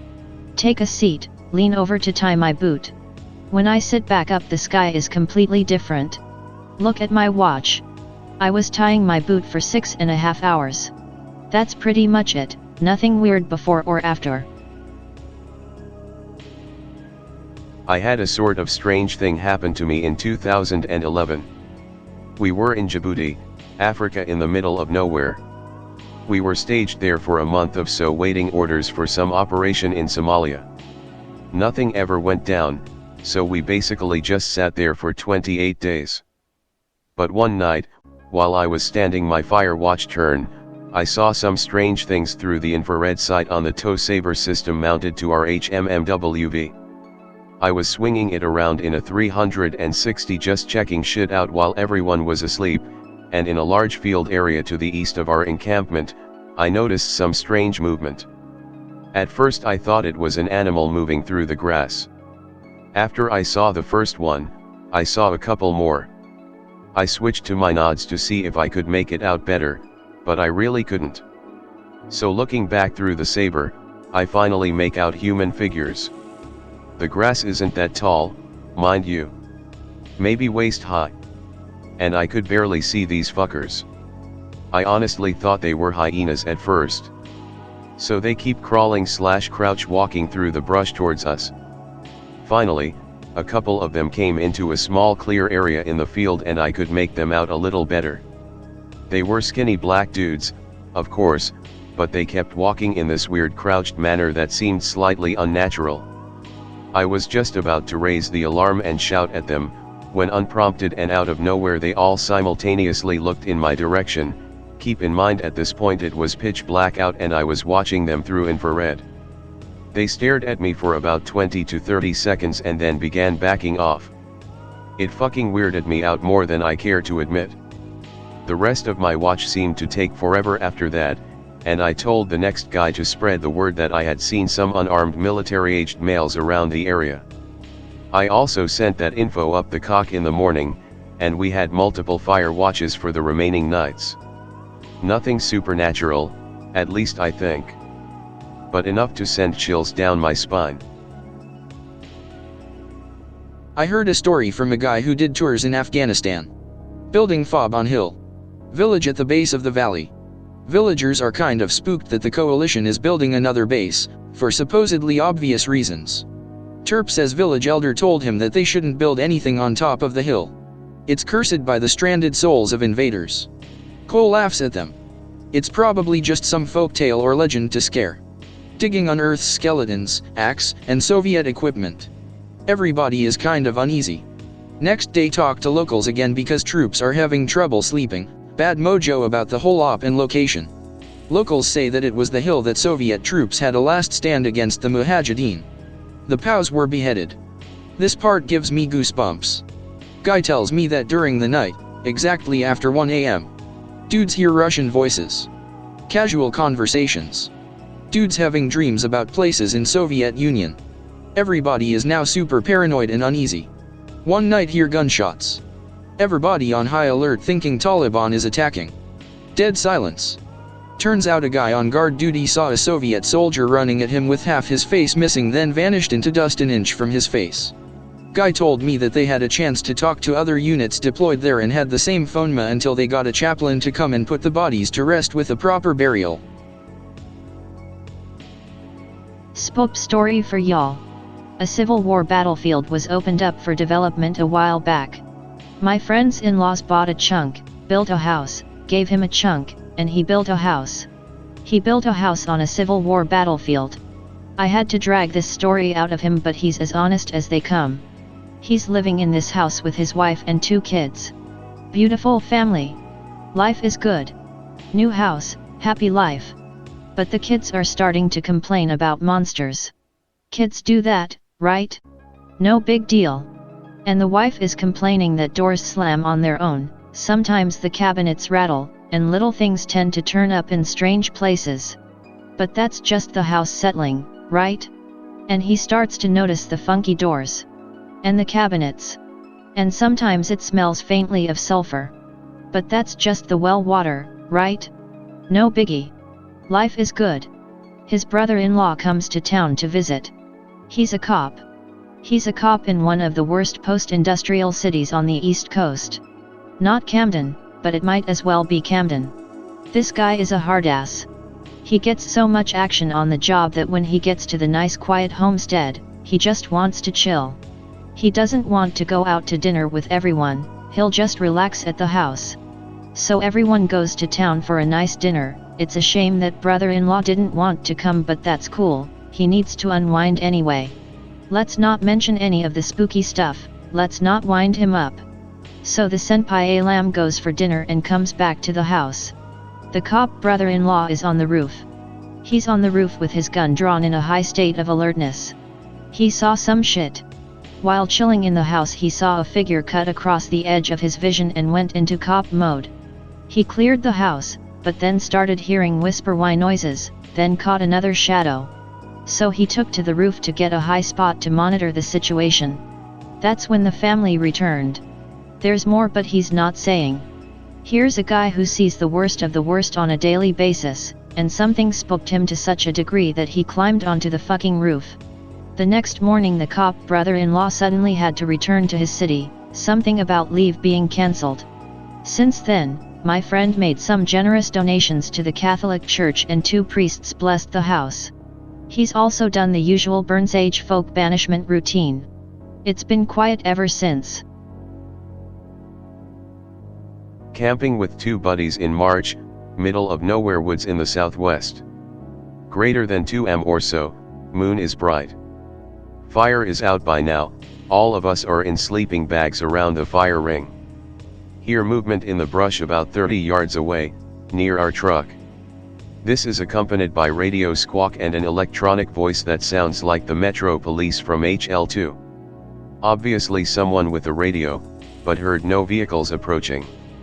Greater than 2 guys, fully geared up with long guns go up to the truck, look in without a flashlight. Pretty sure they had NVGs. Could hear them whispering, but not what they were saying. Buddy rolls over in his sleep, they go dead silent. They stand there for like 5 minutes, unmoving. Recede back into the tree line, not in the direction of the road. Probably cops of some kind, but still freaky. I used to, and still do, go to this camp, that is Christian run, called the Wilds. There is a myth there about a goat lady. An impossibly beautiful person, who just happens to look like a goat, and has caused numerous deaths. I for one, still have a hard time believing in her. However, the deaths are real. I am sure there are some North Carolina newspapers talking about them. Anyhow, going to my cabin one evening, when I was, 10 or so, I looked out the window, and saw a robed figure, with a goat-like head. However, it was not a goat head. More like a goat-like herd. Almost like Greek satyr heads. It had symbols all over its robe as well. This is the only Goatman/woman related encounter I have ever had, however. I accidentally helped make the rumor reality. I was trying to get to sleep, and it was freezing cold in the mountains, so I got my sheet, and wrapped it around me, and walked up and down the long cabin's halls. I scared so many pre-adolescent boys to death. Washington State Trooper here. I visit /x/ now and again to regale my tales. Here's an old one, happened when I first joined the state police. FNG. Drive the shittiest Crown Vic. Have the shittiest light bar. Overall shitty equipment in the vehicle. Doing a patrol near North Cascades NP. Come across another trooper, lights on, vehicle pulled over, nobody anywhere near. Flashlight comes out, start looking around. Road ends at a good 10-foot drop-off into the treeline. Shining my light across the trooper's vehicle, run the plate to get officer's name. Air smells of old pennies. My light spans across the trees, then onto the head of the trooper. Radio crackles to life. Officer Anon, last heard on duty at 2,300 hours. Anon. Anon, are you okay? Voice sounded a little mismatched. Yup, just checking on a dead deer. Alright, have a good night, Anon. Return to my vehicle. Checking the recent calls list. Checking phone. Officer Anon comes walking up the road, with what later turned out to be a person wanted for dodging traffic tickets, then ran when pulled over. I step out. Anon, what about that deer? He looks confused as he puts the guy in the back seat. Deer, what deer? You know, the deer you were looking at down the roadside there. We both look over into the treeline, and nobody around, not even a dead deer. MFW. Undoubtedly some must be fake, but you always have to wonder. What if? Real short story, completely true though. I've been reading Goatman/Skinwalker stories and just need to get this off my mind. Not Nick Caesarilla Goatman, but anyways. Be me. Me and friends at swimming hole called Blue Hole. During the day we all go explore. Nothing interesting. Dark time now. Let's go explore more. Walking same path. See something in distance that wasn't there before. At first it looks like someone being crucified. Lil Wood. As we, slowly, get closer we realize it's tree branches, big ass ones, stacked like a teepee. Never saw anyone back there during the day besides us. Flashlights running low on battery, we bought it at dollar store that day, shine with last of light to the right of teepee. Eyes very spaced apart, look up. Nope.jpg. We gotta go. Everyone asks why. I'm already gone. Me and one other friend went back with some weapons and the shitty flashlight to examine the teepee closer a couple hours later. Beast wasn't there. Apparently it followed us halfway back according to friends that were behind me. It was on a really steep hill, this thing was fast. Left the next day. Greater than 12 years old, father took me camping with a bunch of his friends and their kids one weekend in upstate New York. Public camping group, so we are sharing the space with several people. One of the guys wants to explore when it got dark and we all comply. Get our flashlights and head down the main road, very quiet too despite other camps being only meters away. Walk up ahead and look down a dark path off the road, shine my light down it, then WTF. See a very pale man standing there looking almost awestruck, appearing like he was fucking amazed. I shined my light on him. He stares right at me, appearing to try and move his mouth but nothing comes out. He waves me over slightly. I'm still staring until I hear the guys calling me. I shift the light away as they run over to me and I ask them if they see the guy. What guy? Anon. Shine my light back and the man is gone. I didn't even hear leaves kicking up or anything. Decide to go back to our campsite but can't shake the feeling that pale man was still in the woods watching. Not sure what the fuck it was. Probably wasn't a flesh walker because the area was too populated for them.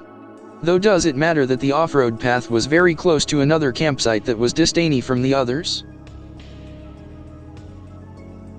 So /k/ I turned 19 today, 9/10, and was going to head in a woods since I don't like spending absurd amounts of money on frivolous celebration. Just had a drink with some friends, spent the day with my father relaxing. Plans got delayed, my partner and I are heading in a woods tomorrow. In commemoration of my 19th, my imminent in a woods trip, 2 weeks of backpacking in Moscow, and 9/11 I guess, can we have a good old-fashioned nope thread? OC is preferred, I just figured out today to have a few good one, so I'll start. Anyone lurking feel free to cap if you approve of any story. Let's begin. This story happened in the Toiyabe National Forest. Anyone familiar knows strange shit happens up there. I typed this out, and feel it should get a bit of a preface as well, and since someone will miss it, I do not smoke anymore, and stoners, please don't invade, I hate that shit. Here we go. Earlier this year I took 2 very good friends camping. Neither know shit about shit in the woods, even though we live in a really rural part of CA, they spend a lot of time on Chan and Vidya and don't get out much other than when they're with me.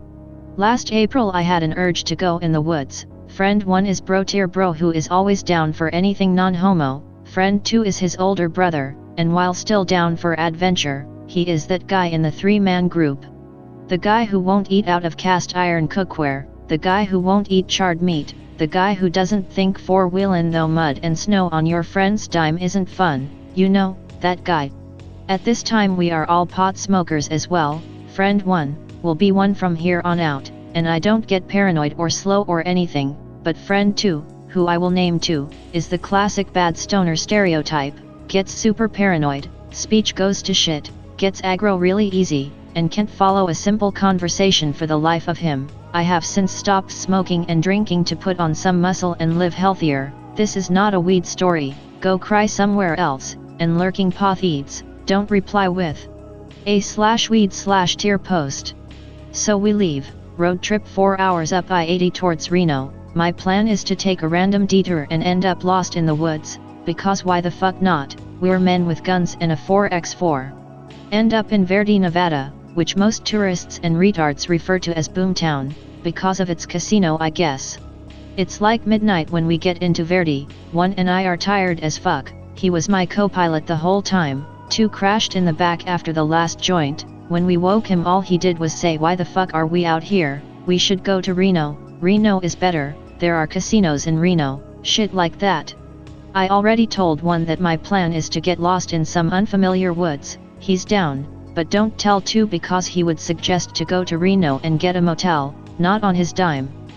So we go through Verde, a small little town that is literally on the CA/NV state line, and is on the border of high desert and coniferous forest. See 2 pairs of headlights behind me, think what do if a cop or warden, don't give a fuck because guns are in cases and weed is hidden well. I just keep driving, woods are close, my nugget senses are tingling. Sure enough, I see a Smokey the Bear sign, look left, and in my headlights see now entering Toiyabe NTL forest, to which 1 and I share a fuck year, woods, woo, no sleeping on the side of the road and getting fucked by the I-80 killer. Stop for a sec and get out to stretch and piss, fuck that felt great. Greater than 2 is asleep again. See headlights still coming, decide that since there is only one way on from here to lets them pass me, since I don't know what lies ahead, realize now this was possible bad decision because ambush. First vehicle is super nice Jeep, the kind people like me salivate over, like a well-furnished AR or AK, enough to get the job done, but not overly tactical. Second vehicle is a large Ford/Dodge/Chevy van, couldn't identify by headlight or taillights because I was too busy taking in the amount of 4x4 work don't to this, slightly lifted, brush guard, light rack on top, has the goods all over it, seems like a neat SHTF van to me. In my mind DEFCON 4 just in case. Continue on, road turns to gravel and is bumpy as fuck, those ruts that from because douchebags drive down them at 45 plus mph. Am going like 10 to 15 miles per hour in 4 high because unfamiliar territory at night. Notice lights of vehicles 1/4-1/2 mile ahead of me went out after about 1 minute of driving, strikes me as odd because of the light setups each vehicle had, they are made for this kind of shit. Satisfy myself with nods as my conclusion, and that rednecks have too much money. Discuss with 1, lack of lights struck him as odd as well. Greater than 2 wakes up because of bumps, asks where we are, say deep in the woods, though we are not deep at all. He shits himself and keeps looking out the window. Fast forward about 40 minutes. Is now nearing 1 AM, 1 and I are tired as fuck. C4x4 trail that goes off to the left, drive up to trailhead. There is a slight berm at the beginning, which I have always took to mean if you can't get over this, don't go around it because your truck can't handle this trail. Get out to check closer, confirm that I can go over with no problem, then notice 2 really fresh tread patterns, very well defined. Deduce it is fresher than someone who went wheelin' in the day. Conclude it was the Jeep and van. Figure people who go in the woods at midnight want to be left the fuck alone, because I do. Turn around, proceed down main trail. Next time I get the chance I turned left down another trail, probably about 1 mile down. Keep going up the trail, we pass the snow line, know we're in for a cold night. Keep going until trail gets too sketchy for me with my Beta Tier 4 runner, no light rack, I'm not about to drive my buddies off of a cliff. Park on other side of a very large tree hides truck very well, this was unintentional, I just thought it was cool and funny that 2 wouldn't be able to get out to pee since I blocked his door with said tree. Lights out, 2,1 and I smoke before bed, finish, 2 crashes in the back seat, 1 and I are uncomfortable as fuck trying to sleep in fucking Toyota seats reclined. Estimate 5 to 10 minutes pass and I hear something like an engine. Nudge 1, he is still awake, say listen up. Openly declare DEFCON 3 because why not? After about another 5 minutes the engine starts to idle, I crack my window to hear better. Very quickly after this light fucking everywhere. I just got dem chilly feels down my spine recounting this, will never forget. It was the neat Jeep we seen earlier. DEFCON fucking 2. Light bars everywhere. Light bars on roof, light bars on hood, light bars on grill, light bars in each wheel well, light bars on sides and back. Would normally think about how this guy is smart, but mall ninja, but loves situational awareness. But am now thinking, what in the fuck is going on here? Realize I am silent and breathing quietly, 1 is as well. Tell him it's the same Jeep from a while ago. Replies that he's shitting bricks and asks if this is normal. I tell him no, it's really fucking weird, but to calm down we're armed, there's 3 of us, and to quietly wake up 2 even though we're in my truck. Jeep starts up, does a circle, there is now a person in the passenger side operating a spotlight. At first think game warden, but what fucking game warden drive expensive ass Jeeps into the woods at midnight in front of very unique cargo van. 2 plus 2 equals 4 in this case. Oh fuck guys, what is going on, is the FBI onto us? Greater than 2 just really woke up at this point? Nah man, I don't know, but my nugget sense tells me it's not good. Hand me the small gun case from back there. Long gun case is under a bunch of shit in back, so am effectively now 1 gun. Take out shit tier Taurus .357, load with silver tip HPs, put few more in each front jacket pocket, probably 3 to 4 each. Jeep is still spotlighting, I think they are either looking for us of poaching. Am hoping so hard it's poachers. At this point I realize how effective this tree is concealing my truck, like holy shit, there isn't a bit of my truck's shadow that is passing the tree's shadow as these guys light shit up all around. Tell 1 and 2 to stay put, I need to hear what might be going on. Slowly open my door and get out in a crouch, it's actually pretty fucking cold, but my adrenaline is spiked and heart is thumping hard, worry about my shot if shit goes bad. Crawl under truck to base of tree, then left around the tree just enough so get an eye on the Jeep.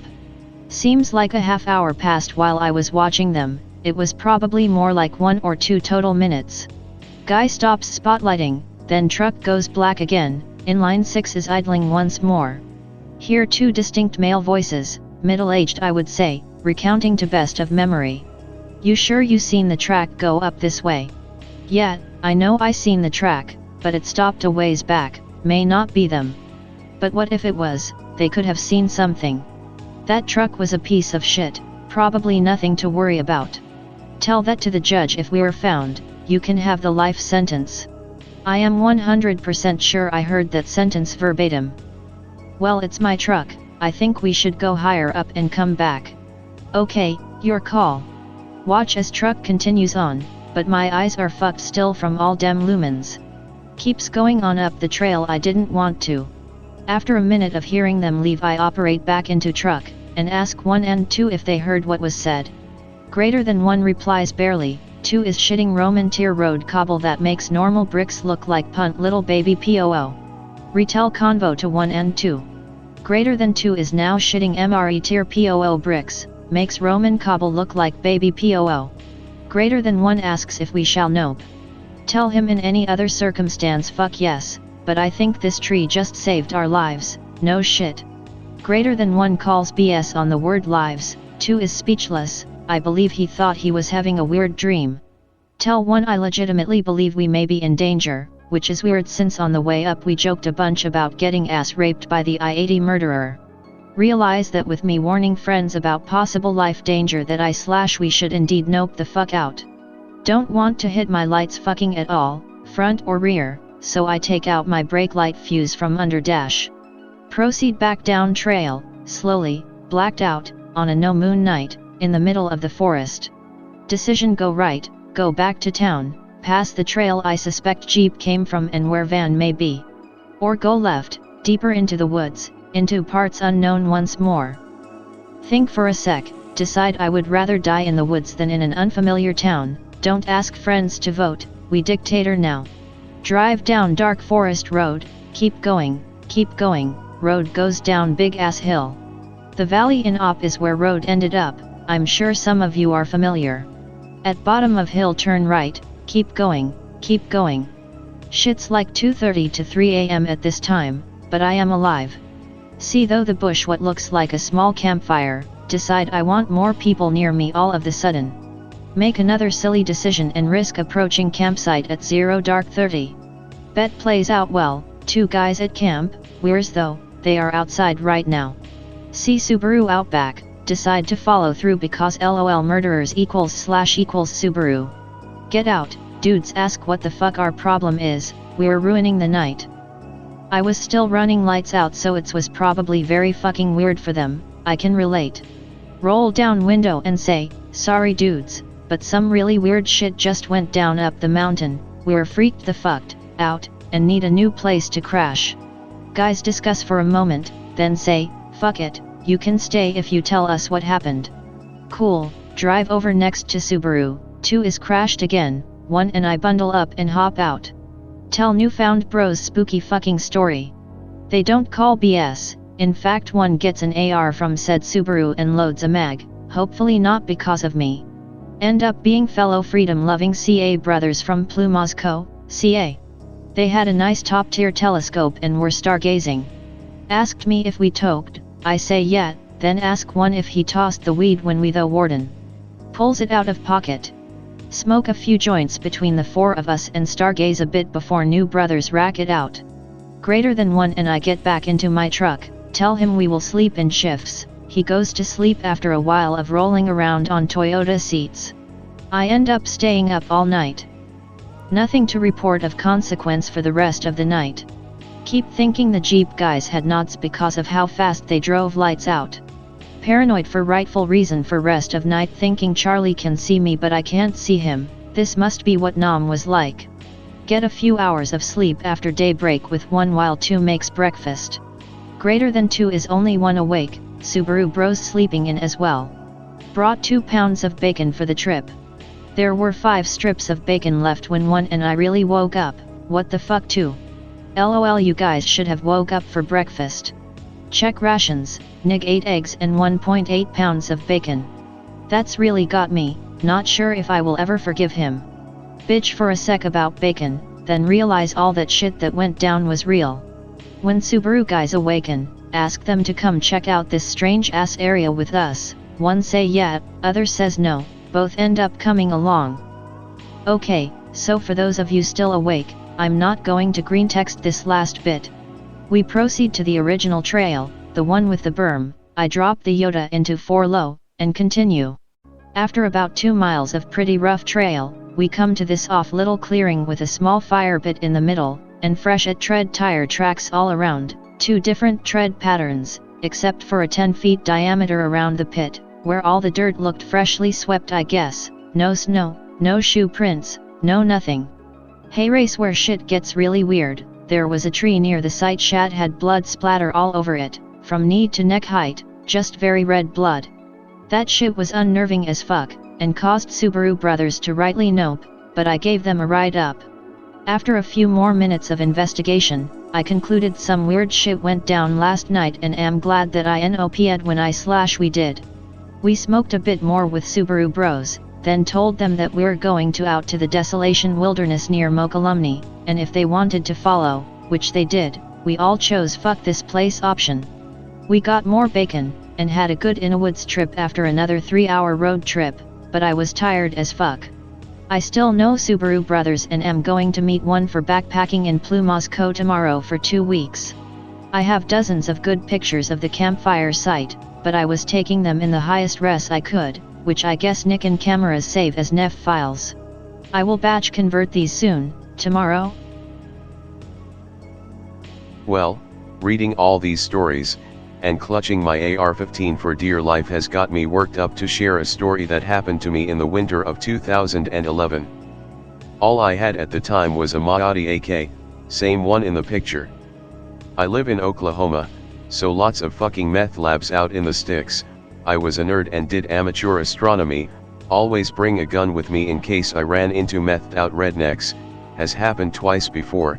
15 miles from the nearest cell phone signal, I had a shitty phone, and in the Arbuckle Mountains you get almost no reception. So my friend and his GF want to go look at some stars with me, all romantic and shit. So we arrive at one of my favorite sites at dusk, get set up, old abandoned oil site a couple miles up a gravel/paved road.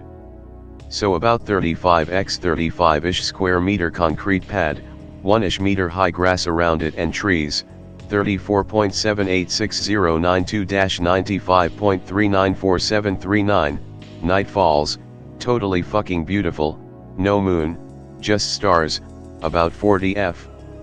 After 2 hours of stargazing we are about to pack up and leave. We're used to hearing coyotes, hogs, and cows, hear them all the time out there. We all hear some of the grass rustling by the edge of the concrete pad, 3 o'clock to us. No wind. I figure it is a coyote and my friend shines a flashlight towards it. I see 2 yellow eyes looking back. Unsling my AK, friend, and GF cover ears and he tries to keep the light on the spot. I fire a shot off next to it to scare it away. When light gets back on the spot it is gone. Figured that was the end of it, start packing up the telescope, the mount, our cooler, chairs. About 3/4 ths the way through someone/thing throws a rock at us, scares the shit out of all of us. GF screams like, well, a little girl. The car's dome light is on and we all grab flashlights. We all start scanning the edge of the tree line. My friend takes his AR out of the trunk and I already have my AK up. We hear a few twigs snap in the tree lean to the 6 o'clock. We all shit bricks and other assorted masonry. Friend and I start shouting at the tree line, we think it's some rednecks with a still or a lab. We shout that we are armed, don't care if they are making drugs, and we're leaving. No answer. Wait about a minuet, still nothing. My friend keeps his rifle on the spot while I finish getting the last of our crap into the car. Almost done when another rock gets thrown at us and hits my car. We all shit depleted uranium and my friend has no trigger discipline, lets a round off. His GF drops the flashlight and jumps into the car. I shoulder my AK and run over to my friend, still facing the tree line. He shouts at her to get out of the car and hold a flashlight for us.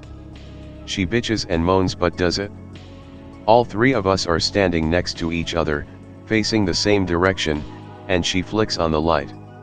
About 10 feet or so inside the tree lean we can see a dark/brown outline like a person, but has yellow eyes, and if fucking big. We open up, I send about 20 rounds into the trees, about 15 for him. When shooting starts, woman being a woman can't keep the goddamn light on what we are shooting at, so we ripped rounds off into the dark. Useless GF gets the light back on the spot, no more eyes, just trees, and a broken branch. All our ears are ringing. We start to slowly walk back to my car to reload. Get fresh mags, but we didn't pack extra underwear, fuck. We get the cooler into the car and shut the door. A second later we hear this yell/growl, nothing like a person or any animal any of us have ever heard, 2 rocks thrown at us. We can't tell which direction, so like operators from the Riri regiment we just start shooting in all directions. 60 rounds later we pile into the car, which smells like shit. I rack a mag into my AK, level the barrel on the dash, and we start to drive out. Narrow fucking way in, narrow way out. Driving with left hand, right hand holding onto rifle, ready to shoot whatever godless creature I see in my headlights. GF in backseat crying her eyes out and trying to call county sheriff. My friend is shouting at her to STFU. I am holding onto rifle and steering wheel for dear life. Pull out onto main road to see, human-like object, hair all dirty and twisted up, like a dog's, dart into the tree line before my headlights brought it into full view. I floor it like it is a Fast and Furious movie until we get back to a paved road with lines on it. Go into town, smoke about 3 packs of Camels at gas station while trying to not shake like little bitches. I thought his GF had shit her pants, cause the car smelled like shit, but she didn't. Later on found out some people say Bigfoot smells like shit, uneasy face. Moral of the story, always bring a gun when in SE Oklahoma, bring extra ammo. I still haven't been back to the place since 2011. This reminds me of some shit I saw years back. Be me, like 2003.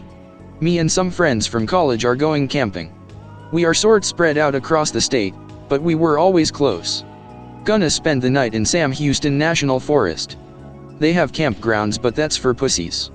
Me and 2 friends, a couple, were going to set up the campsite the first night. Everybody else was showing up the next day, a few cars to save on gas. We set up a site near a stream in a clearing. Around 6 p.m., the girl starts complaining about feeling sick. Husband is concerned, she feels like absolute shit and has some seizure disorder as well. They decide to go to the urgent care clinic in town, then home. So I'm holding down the fort till 16 or so friends show up sometime tomorrow afternoon. Fucking great, right? I'm no stranger to innawoodsing, so this wasn't too bad a deal to me, even though I don't like camping alone. Plus I have a case of Shiner Bock. And my SKS. So I build myself a fire, drinking, and chilling with my SKS. It's quiet and I can see stars in the clearing. While grabbing another beer, I see something just out of the firelight. Eyes. Red reflections in eyes. I've dealt with coyotes before, no they don't come into the light. But as my eyes get used to looking in the dark, I spot another pair. And another.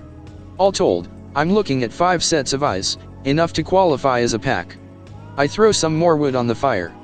They seem to retreat, but they're still out there. In the trees, like the DMVC. They were totally silent. No yips or anything. Not even bugs either. I've got my SKS in low ready, trying to stare them down. Liam Neeson Wolves.exe. Watching one set of eyes when it rises up, like a man getting out of a crouch. WTF, never seen a coyote stand up on its rear legs before. It's still moving around a bit, I can hear it rustling. While I was watching that fucker, the others had stood up too. Not so sure I'm dealing with yotes anymore. Call out, who the fuck is there? I'm armed. No answer. I've been in this standoff for what feels like 10 minutes. And I start hearing whispering. I couldn't make out what was being said. If you've seen Lost, it was like that. But not. Feel like I'm just unable to discern it. It stops. Hear loud rustling from a set of eyes. It looks like they're coming closer, whatever those eyes are attached to is fucking tall. It's coming closer. Send some 7.62, straight towards M. Tinnitus.mp3. Eyes turn, it's going away. Shoot at it twice more. Greater than 2 more shots at some eyes that aren't running away. Can't see the things anymore. Throw more wood on the fire to make it fuck huge. Stay awake till dawn, gripping my SKS hard enough to make my knuckles white. Bug noises come back, or my hearing came back, who knows. Morning comes. There's blood, really dark red on the leaves. Guess I got at least one good shot off. Blood trails into the woods a bit, I could follow drips to the stream, then nothing. Greater than 16 friends from college follow the people who left last night's directions to the campsite. Find 3 tents, a burnt-out fire, some empty bottles and a paranoid redneck standing guard with a rifle. They set up their shit. Couple of guys notice the blood trail. Tell them there was a hog too close for comfort. Guy says your aim must be shit, you hit this tree high twice. I was shooting like 8 feet up the tree. Laugh it off, am paranoid as fuck the whole weekend, never get drunk and don't let my rifle more than 5 feet away. Ask that next time we just go to someone's house. Apparently Indians lived there for thousands of years. Wonder if there are any stories about what I saw, never found any though. I think it is time. I'm going to tell one of my many horrible PTSD causing in a woods stories. We decide to camping in woods that people went missing in all the time. I'm talking straight up Native American burial grounds, skinwalkers, the whole deal. I was 12 going 13 at the time. Be hanging with friends when someone suggests camping. Greater than 5 guys armed with rifles and fun times, what could go wrong? Smoking the reefer, doing shots, having a good time. Then it began. That fucking smell that you guys talk about. I'm shaking even now as I type this. Then there was no white noise. And the full moon was gone. Now, I don't know about you guys, but in my opinion inner city youth hate the forest with a passion. And when above started happening, everyone grabbed their guns and stopped moving. Yo, anons, stop playing. I don't want none of that spooky bullshit. I'm right here. We all started hearing the moaning and the rustling. When it started screaming, we all stood up and started very carefully and slowly, inching towards our vehicle. We didn't stop until I froze up and then dumped a mag of 185G.45 JHP at about 1000 RDS/min into a chest. It was like a wolf's chest but longer. And bony. I can't even describe the face. It was like a wolf with human proportions. And the eyes. I don't even know what color they were. But when you looked into them, something very old looked back at you. Then my friends all opened up with axe and an Uzi. One of my buddies was an ex-SF guy. He was quiet, huge, fast, and nobody fucked with him. He was Sergeant Johnson in person. He was as terrified as I was. My Latin buddy was crossing himself over and over again.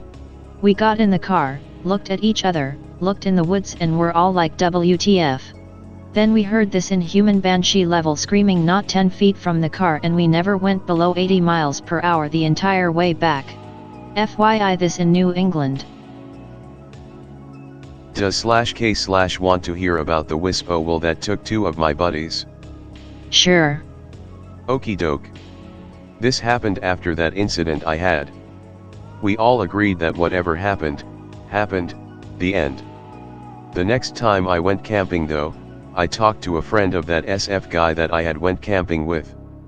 He lent me a bar. And he had gave me some .168 GR federal hollow points. To say I was loaded for bear was an understatement. My buddies were only bringing along a 12G shotgun and a .44. I was also bringing a .45 because the woods we were going into were once again, the wrong kind of woods. We hike for about a day and find a cool abandoned cabin. No door and it was really small but cool nonetheless. It is just after sundown and I start getting the heebie-jeebies. I have a huge ass rifle on my back and I'm pretty drunk, so we feel invincible. But, I remembered that feeling had happened once before. So I convinced them that we needed to GTFO. And we were making good progress when this ball of light literally appeared 100 yards to our right. And these woods were pretty dark. So when a bright, soft blue orb starting floating around. One of my buddies says we should chase it. Me and my smarter buddy say fuck that. So we keep walking but buddy number 2 is lagging behind. We keep slowing down more and more until finally he stops and we ask what's wrong. He keeps mumbling about the light so we grab him and keep moving. This entire time the light had slowly been creeping up on us. So we decide to shoot it. A mag change later and it was still coming. And once it went on the path, we saw it was huge. Like at least a meter in diameter. So we drop buddy #2 and book it. Buddy number 2 is running and unning, but he stops. We're about 500 m from my car when my buddy stops and starts running in the direction we had came. He starts yelling about how he heard buddy #2 and he's going to get him.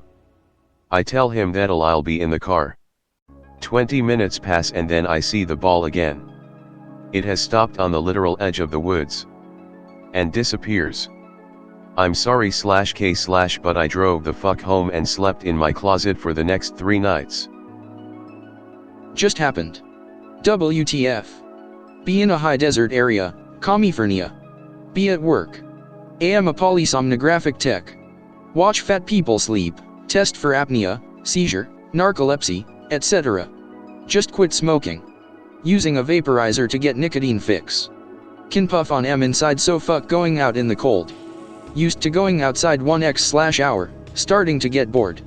Walk around lab to check my patient's cars, puffing on vape. Sitting next to door, notice movement by dumpster across parking lot. Probably a tweaker. Something shuffles out from behind dumpster, looks like a gargantuan chicken. Think nothing of it. Suburbs nearby have a million Mexicans with chickens and shit in backyards. Lalujcock.jpg. Wait. Chickens don't have arms. Watch it reach an arm up to the top of a block wall, hoist itself up and perch at top. What? Nope. Tactically duck my ass inside. Just finished relocking door, something starts scrabbling at the outside like a dog trying to get in. Nope. Get in backpack for CC. Train on door, wait for scrabbling to stop. Scrabbling stops, look through blinds. It's crawling up the wall and hops over into the field adjacent. The fuck was that? Call cops, have them send out cruiser. Tell the cop exactly what happened. Checks my CC license, takes a report and doesn't give me the least bit of shit. Ask why. Local PD has received 5 reports in as many hours of the same person/thing in the same area. Officer tells me keep an eye out and the door locked. Tell him I'm gonna be hip carrying the rest of the night and I don't give a fuck if it weirds out my patients. Says he can't blame me. Cop leaves, I lock up, hop on /k/ and here we are. Suffice to say it's been a weird goddamned night. I don't have a story because I started getting shivers and chills and it was really hard to not weep like a bitch because of how terrifying my memories are. Next time I'm really drunk and this thread comes around, I'll give you guys a good one. What I want to do instead is a theory on why that shit happens in a woods. It all has to do with energy. When people live together in tight spaces, our energy keeps out the bad energies. By being together, we are making a circle of wagons with auras and all of that new age bullshit. I don't know the particulars. But when you combine the absence of good energy along with, say, a violent event or a cemetery, and then shit gets weird. The barrier that separates our world from theirs breaks down when good energy isn't around. And then they come through. Skinwalkers, Goatman, and every other terrifying entity that some /k/omrads have seen. They occupy bodies that are actually just what our brain wants us to see. That's why stuff that would bring down a charging elephant won't do shit to them. But if you convey a message that you genuinely don't want anything to do with that particular creature, like setting it on fire with a Molotov filled with styrofoam and diesel, they smell even worse when on fire, hitting it with a 10-gauge double barrel filled with rock salt and sodium hydroxide, or many other wonderful solutions. Also, if you think the inna woods /inna warehouse /inna mineshaft are haunted or there have been weird disappearances, that is a sign that the barrier is weaker. And to stay the fuck away from it. There is a reason there aren't a lot of OC about encounters in the dark. Most people don't make it. Monday, Day 0, Beginnings. From the words of Mr. Raymond, I had awoken one morning to the sound of my pager rattling off atop my nightstand work, as usual. Though, odd, it was 4:37 a.m. on a Sunday. My first reaction was anger, then sadness, but after buttoning up my emotions and suiting up myself for the oh-so-lovely place of chemical cookings, I strolled off to my car and headed through town to work. Upon pulling through the gate and booth, I was stopped at my parking space by a man in a deep black suit and sunglasses. "I am sorry to bother you, sir. But you are needed in Bay C8 today. Please direct yourself there immediately and enter the black van. I easily complied, as we've tossed around government/CIA ghost stories here before. None of them ended well when the person being told what to do questions the authority feeding the information. I drove to the location he told me, parked, unloaded my gear, and strayed around, looking for his supposed black van. When I finally came across it, another man in a suit, who told me to suit and gear up with the supplies to the right of me. Complying again, I went to the locker room for base and got ready. No one was around, and not a single sound was to be heard. After this, it really started to kick in that something was eerily wrong today. Something didn't smell right. With this atmosphere, and as I multitasked getting ready, combing my hair, and thinking about dem life struggles, I slipped on a stagnant puddle of water and hit my nose on the edge of the sink. The taste of bloodied copper entered the back of my throat almost immediately, but before even that hit, I had already jammed tissue into my nostrils. Time was the essence, of course. After talking a few extra minutes to ensure the bleeding had subsided, and I looked decent enough to roll out, I left the locker room and started heading back to the black van, though it was now parked right next to the door. No one was in the driver's seat, and I could hear whispers from the back. I hopped in, and inside were two of my co-workers, Matthias and Jerome. "Raymond, what the fuck is going on, man?" I could only shrug my shoulders at Jerome and tell him that it was business as usual. We then heard the doors lock, and the engine start up. There were no windows in the back cab, only a bench on each side, a rack of supplies, and a radio. The car started moving, and accelerated extremely fast out of the garage. It was then that I start jotting down the directions we were headed in, the time in between turns, and all of that other jargon. If we were to be sandbagged and left for dead in the middle of Elko, Nevada, I'd at least like to leave a few breadcrumbs to crawl my way home with. After what seemed like hours of driving, listening to Jerome bitch and moan, and Matthias sharpen his pocket knife, we came to a stop along uneven/hilly ground. We were in the middle of the fucking boondocks. We heard a coughing noise from the front compartment, then the driver's side door opening, and then a banging on the wall. "Listen up, all three of you, you're upstate now, in the Adirondacks. There's a little town about 12 miles from here, just due southeast. A lot of crazy locals have been reported to have gone down with a specific illness and croaked. We want you to investigate this designated site for a week. I'll be back to pick you up at 0800 next Monday. Record every thought you have, and everything out of place thing you find around here. You are not permitted to use lanterns outside of your tents at night. And you are not permitted to leave this square mile property, especially do not head north. If you leave this property, you're on your own. Whatever you see and whatever happens is on you. Am I clear, Matthias, Jerome, and Raymond?" We all yelled out in agreement as the doors unlocked. We grabbed our gear, exchanged faces of confusion and remarks about the situation, and promptly left the vehicle, only to find that our driver was now gone, as though he had just vanished. There was a metal government sign at the edge of a trail stating side 1/2 mile down trail.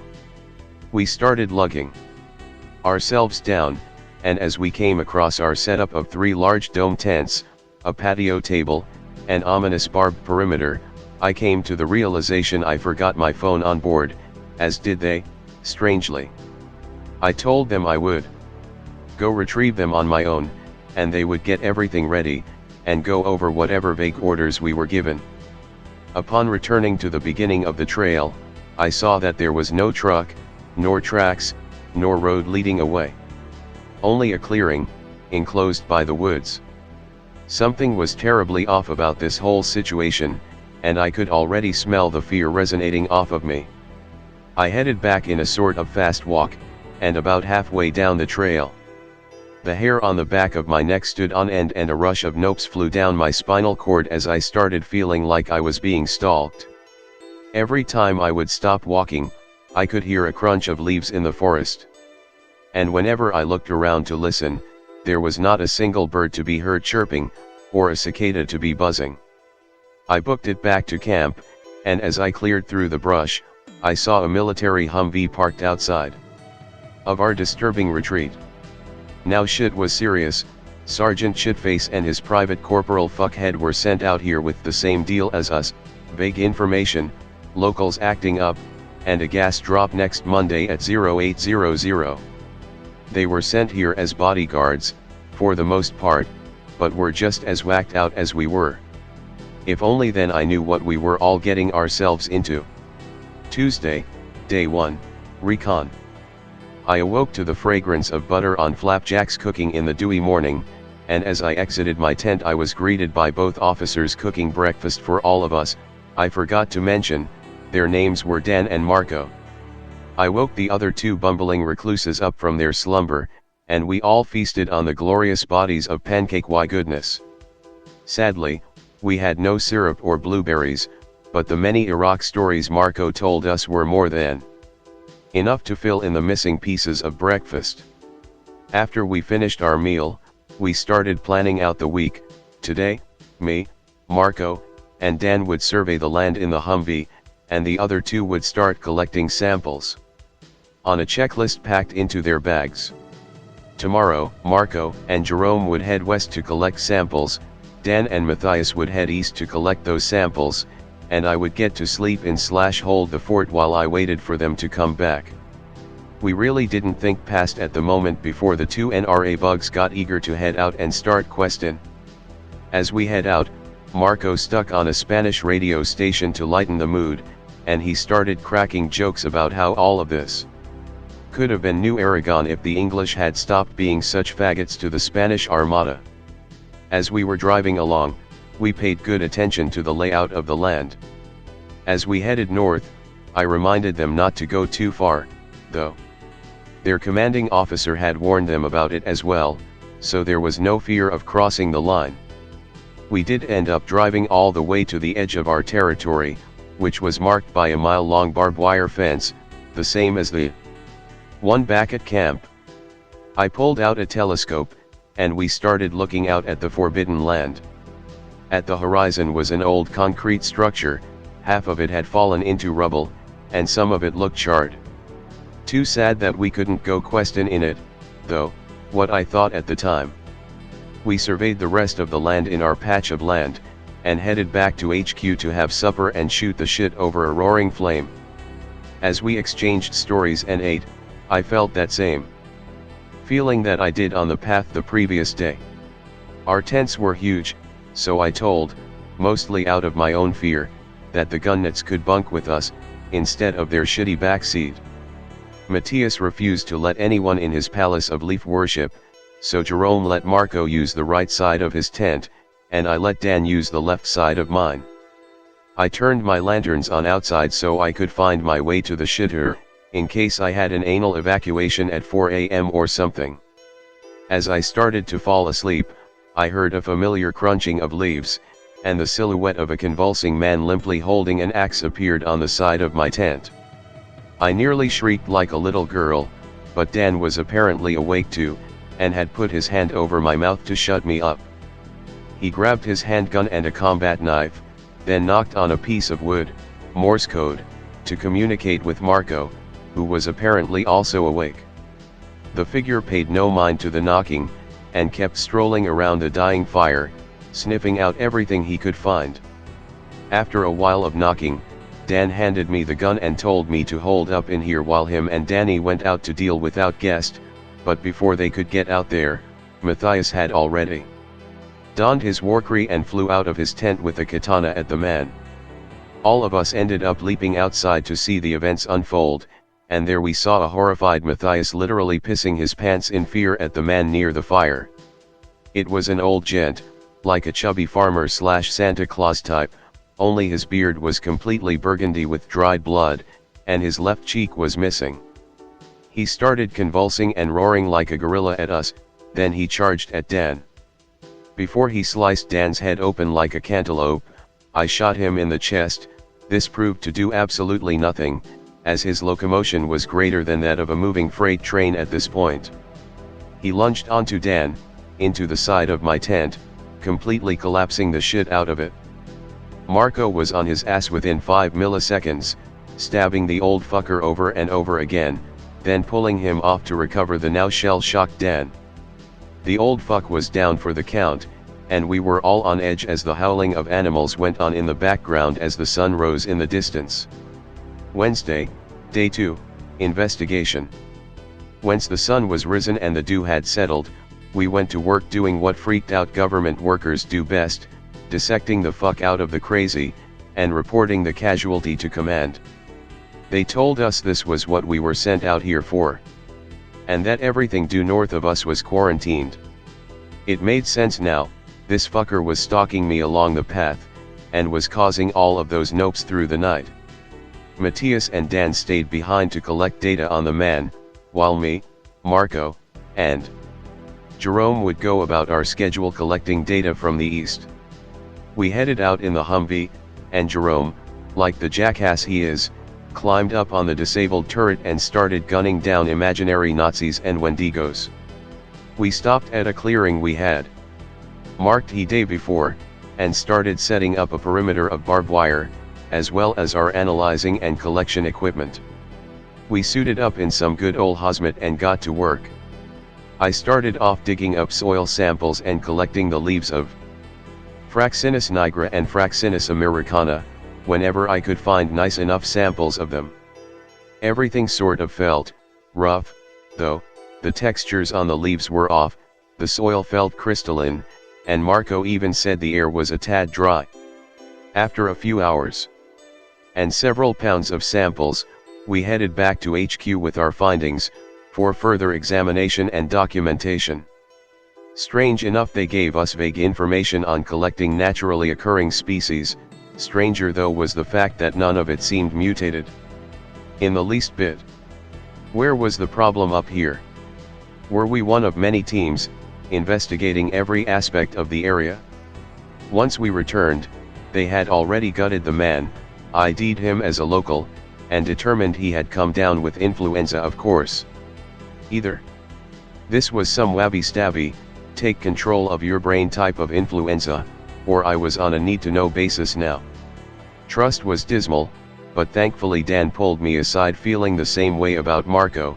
Marco was his senior officer, apparently. Anyhow, I started to feel a partnership form between us, and we decided to stick together now, no knives in the back for us. We all sat down for lunch, and devoured a fantastic meal of MREs and instant orange juice. Delicious, right? As was now our custom, we started planning out the next few days after we has finished eating. While we were gone, Dan and Matthias had received word from command that we were to head into town tomorrow, to collect samples there, and to talk to a few specific people that had either come down with the illness, or knew someone who did. We were to take the samples back to HQ, as usual, and scan them through. After lunch, Marco, Matthias, and Jerome headed out west to get that bullshit done, while me and Dan stayed behind to finish up the sampling from the east, and to bullshit as usual. We talked about a few things: life, home, Obama drones. But eventually, we ended up talking about the quarantined north. Just what the fuck happened? What was that concrete structure? I could feel some question going on, but he said it was too risky for a 23-year-old pseudobiologist to go lurking around a, probably, abandoned structure in the middle of an active illness zone. He wasn't much better though. He was only a year older than me, fresh out of Derketerkasten. But I took his advice, and went back to my work. Before I could really dig in, though, he grabbed my shoulder, told me to get down, behind our sampling tables. We both got down, and then the smell hit. It was like someone had stuck fresh roadkill in a blender, and dumped it all over their body, with a hint of tang and metal somewhere in there. Dan looked over the table to see where it was at, currently on the other side of our barb. Thankfully, though it looked like it was tearing itself up trying to get in unthankfully. Dan came back down and told me to keep quiet, and that he would go over there and down the fucker. He lifted his head up again to make sure it hadn't gone across, and it was gone. He came back down, said it must have scampered off, though we should still stay alert. We got up, fixed the perimeter, and radioed Marco and Co to get their asses back here as quickly as possible, which is about where shit hit the fan. As I set the radio down, the smell came back, and a large, inhuman howling sprang from the woods around us. After that, there was almost a stampede of wildlife rushing out of the wood, and down the path towards town. Foxes, rabbits, squirrels, deer, bears all just charging up the path in fear of what was coming. We were literally shitting our pants by this point, as wild animals probably were too.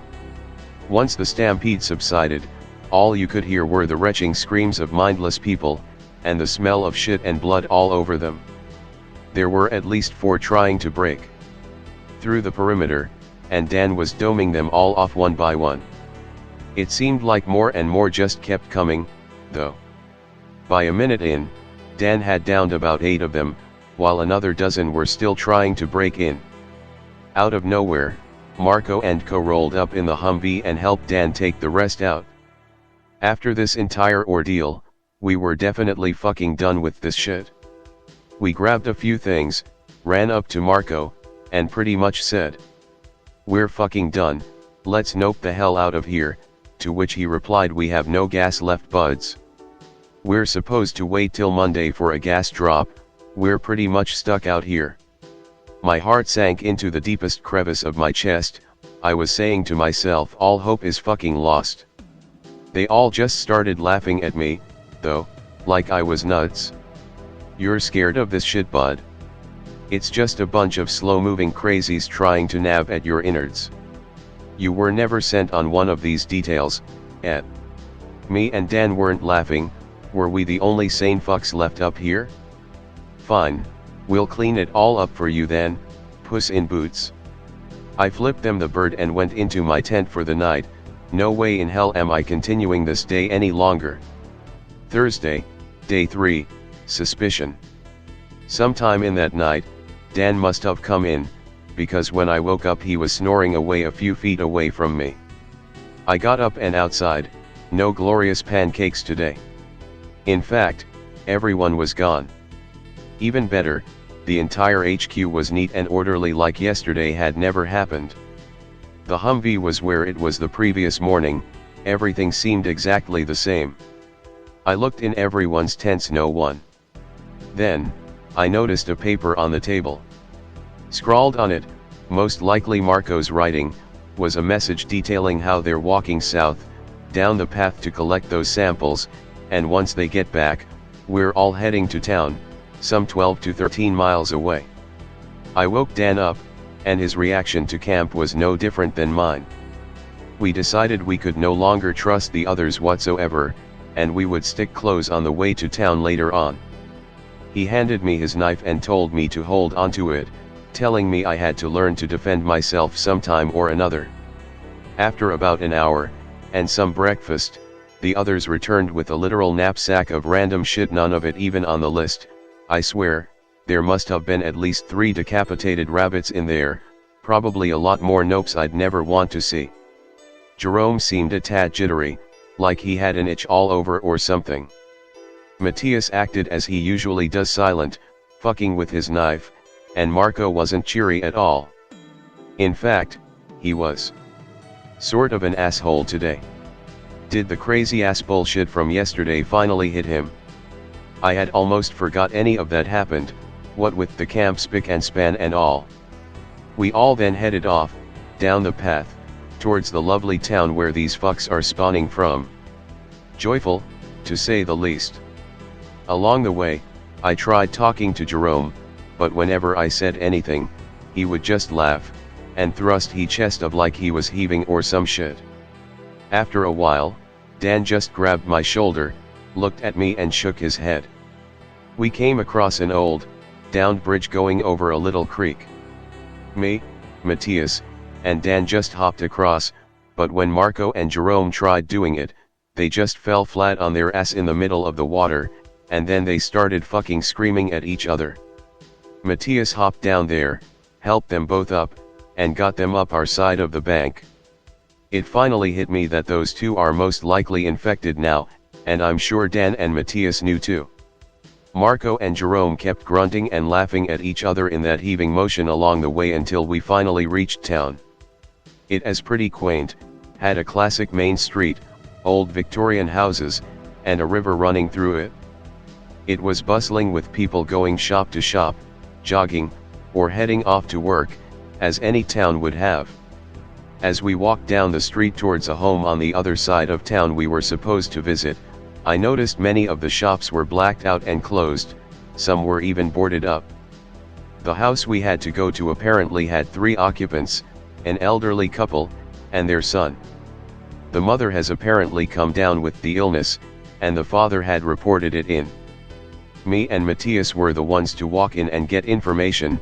Dan would go to another residence nearby, and the Marco/Jerome duo just sort of wandered off. We knocked, showed our badges, and were let in to discuss the situation and take samples.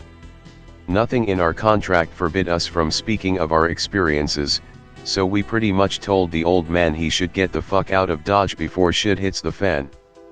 After that, we examined his sleeping wife. Her skin was very dry, almost cracked in some places, along with the heaving associated with this illness that we've observed. We took a few hair and saliva samples, left the old man to do's, and wished him good luck. Before we could leave, though, he asked us, "Don't you want to check on my son too?" as he pointed to his basement door. Matthias and I definitely got a taste of the nopes from this, but we would go see their son as well. I told Matt I'd go check on him, as I had the weapon, and he should stay up here, just in case. I walked down the steps, and say his obese son just laying on the ground, he wasn't breathing. His computer was still on, and was open to WebMD, so now we know he was sick too, and now most likely dead. Well, I guess I say most likely too soon, because as soon as I started heading up the steps, he sprang up and gurgled some incoherent warcry at me, and then proceeded to wobble in my general direction. By this point, I was immune to being frightened by these fucks, and promptly kept walking up the steps and out the basement door, locking it behind me. "Sir, your son is infected, and is officially nutso. I suggest you vacate your house immediately and head somewhere safe. Your family is brain dead and flesh hungry." He actually took what I said to heart, and got the fuck out of Dodge before I could say anything else. Smart old fuck. We got the fuck out of there, locked the windows/doors, and radioed Dan about the situation. He then promptly told us to walk a few blocks over to him, and to take a look at the lovely scene he came across. We find him sitting on a bench, sipping on cherry coke and laughing his ass off. He points forward, and there we see Marco and Jerome standing bow-legged, clawing at pigeons, sort of like the dude from Shaun of the Dead. Matt yelled out, "You guys coming with us back to HQ, or are the pigeons going to give you a ride?" My sides were fucking gone at the scene before me, but before I could soak it in and feel good for once, Dan had sprang up and started breathing heavily. I couldn't even ask him what the fuck was wrong before he grabbed me and Matt and started sprinting out of town. We didn't stop moving until we got back to HQ. I felt like falling over and dying from exhaustion. Dan then tells us Marco had apparently ripped into Jerome's torso and starting pulling out his insides like goddamn confetti. "All of you need to calm the fuck down and realize this is what we sent you out here for," the radio buzzed. "Continue the fucking mission, or else El Chapo and Senor Ortega down in Juarez can deal with you." We all stood up, a little bit less frightened, but still fucked in the head after what's been happening. We decided to fortify the camp as best we could while we finished analyzing all of the samples. Dan and Matt pushed the Humvee in front of the gate, with the front facing outwards. We gathered some logs to reinforce the barbed walls, and created a series of snares and traps around the surrounding area. Dan fashioned a few torches as night fell, Matt made the fire, and I set up the lanterns. We weren't sleeping in the fucking dark with these fuckers roaming around, marauding for some flesh to feast on. We also took the turret off of the Humvee, and set it up on a small mound between our tents for maximum range and coverage over the cleared area. Dan gave both of us a rifle and ammo supply, and showed us how to operate and clean one. Dan also showed us how to SOS through Morse code, just in case. We ate dinner, and quietly proceeded to bed. Dan said he'd stay on watch duty through the night. He figured he would sleep during the day while we continue our sample work. During the night, I was awoken by the sound of my tent flap unzipping, and Dan laying down for some sleep. I didn't blame him, and I felt safe enough with the new barriers outside. I thought earlier that he was doing a little bit too much for us anyways. Then, a while later, I thought I heard Dan coughing, like he had lung cancer or some shit. Before I could really put much thought into it, I said fuck it and went back to sleep. Friday, day 4, fortification. I woke up the next day and again, no pancakes could be seen or smelled. I turned over, and saw Dan bundled up in a shitton of blankets. Was it really that cold during the night? Anyways, I walked out of the tent, stretched, and promptly took my morning piss in some bushes off to the right of camp. When I walked back into HQ, I saw that Dan was still sitting in his chair, asleep, with his rifle next to him. Then I looked inside of my tent, and saw him laying in there. I zipped up the tent flap, and woke Dan the fuck up to tell him the situation. First he asked me if I got into his stash, but I guess when I replied with "You have a stash," a sort of trigger clicked in his head, as he unleashed a salvo on my tent under 5 seconds later, killing whatever was fucking inside.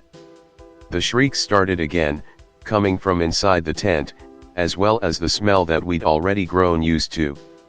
What came out of the tent could only be summarized like this: a bloody fucking mess. You could faintly tell it was Marco in there, but so much was, well, missing, or deformed, that you could hardly tell it used to be him. As it slithered out of the side of the tent, what seemed like rubber was being left behind by it, and before more shots could be fired, it was already in the deep woods. After noping out, we inspected the rubber-like skin, and the bloody chunks of fuck left inside of the tent. The skin looked exactly like Dan, and fell apart at the touch. The bloody chunks were dissolving extraordinarily fast as well. I still can't believe the fucking thing slept next to me that entire night. We all tried to calm down and plan our next move, which involved Dan and Matt heading north for the rest of our samples, and me holding down camp, and finishing the sampling. I agreed, and they headed off. I sat down, and was sort of on edge, for fear that a bloody mass of shit would ambush me and try to steal my fucking butter. After breakfast, I continued research on our samples. Jerome and Matt had done a terrible job, most of it was fucking ruined. I started on a few samples that hadn't been touched yet, and immediately after examining it I noticed that texture again, like I had the first day we collected this shit. Upon closer examination and testing, it appeared to be a filmy residue crawling with bacteria and microbes. I examined many of the other samples, and even our dissected man friend from a few days prior, and all of them were coated with this shit.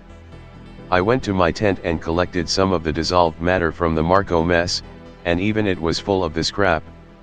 Well, we now knew what was causing all of the problems around here of fucking bacteria.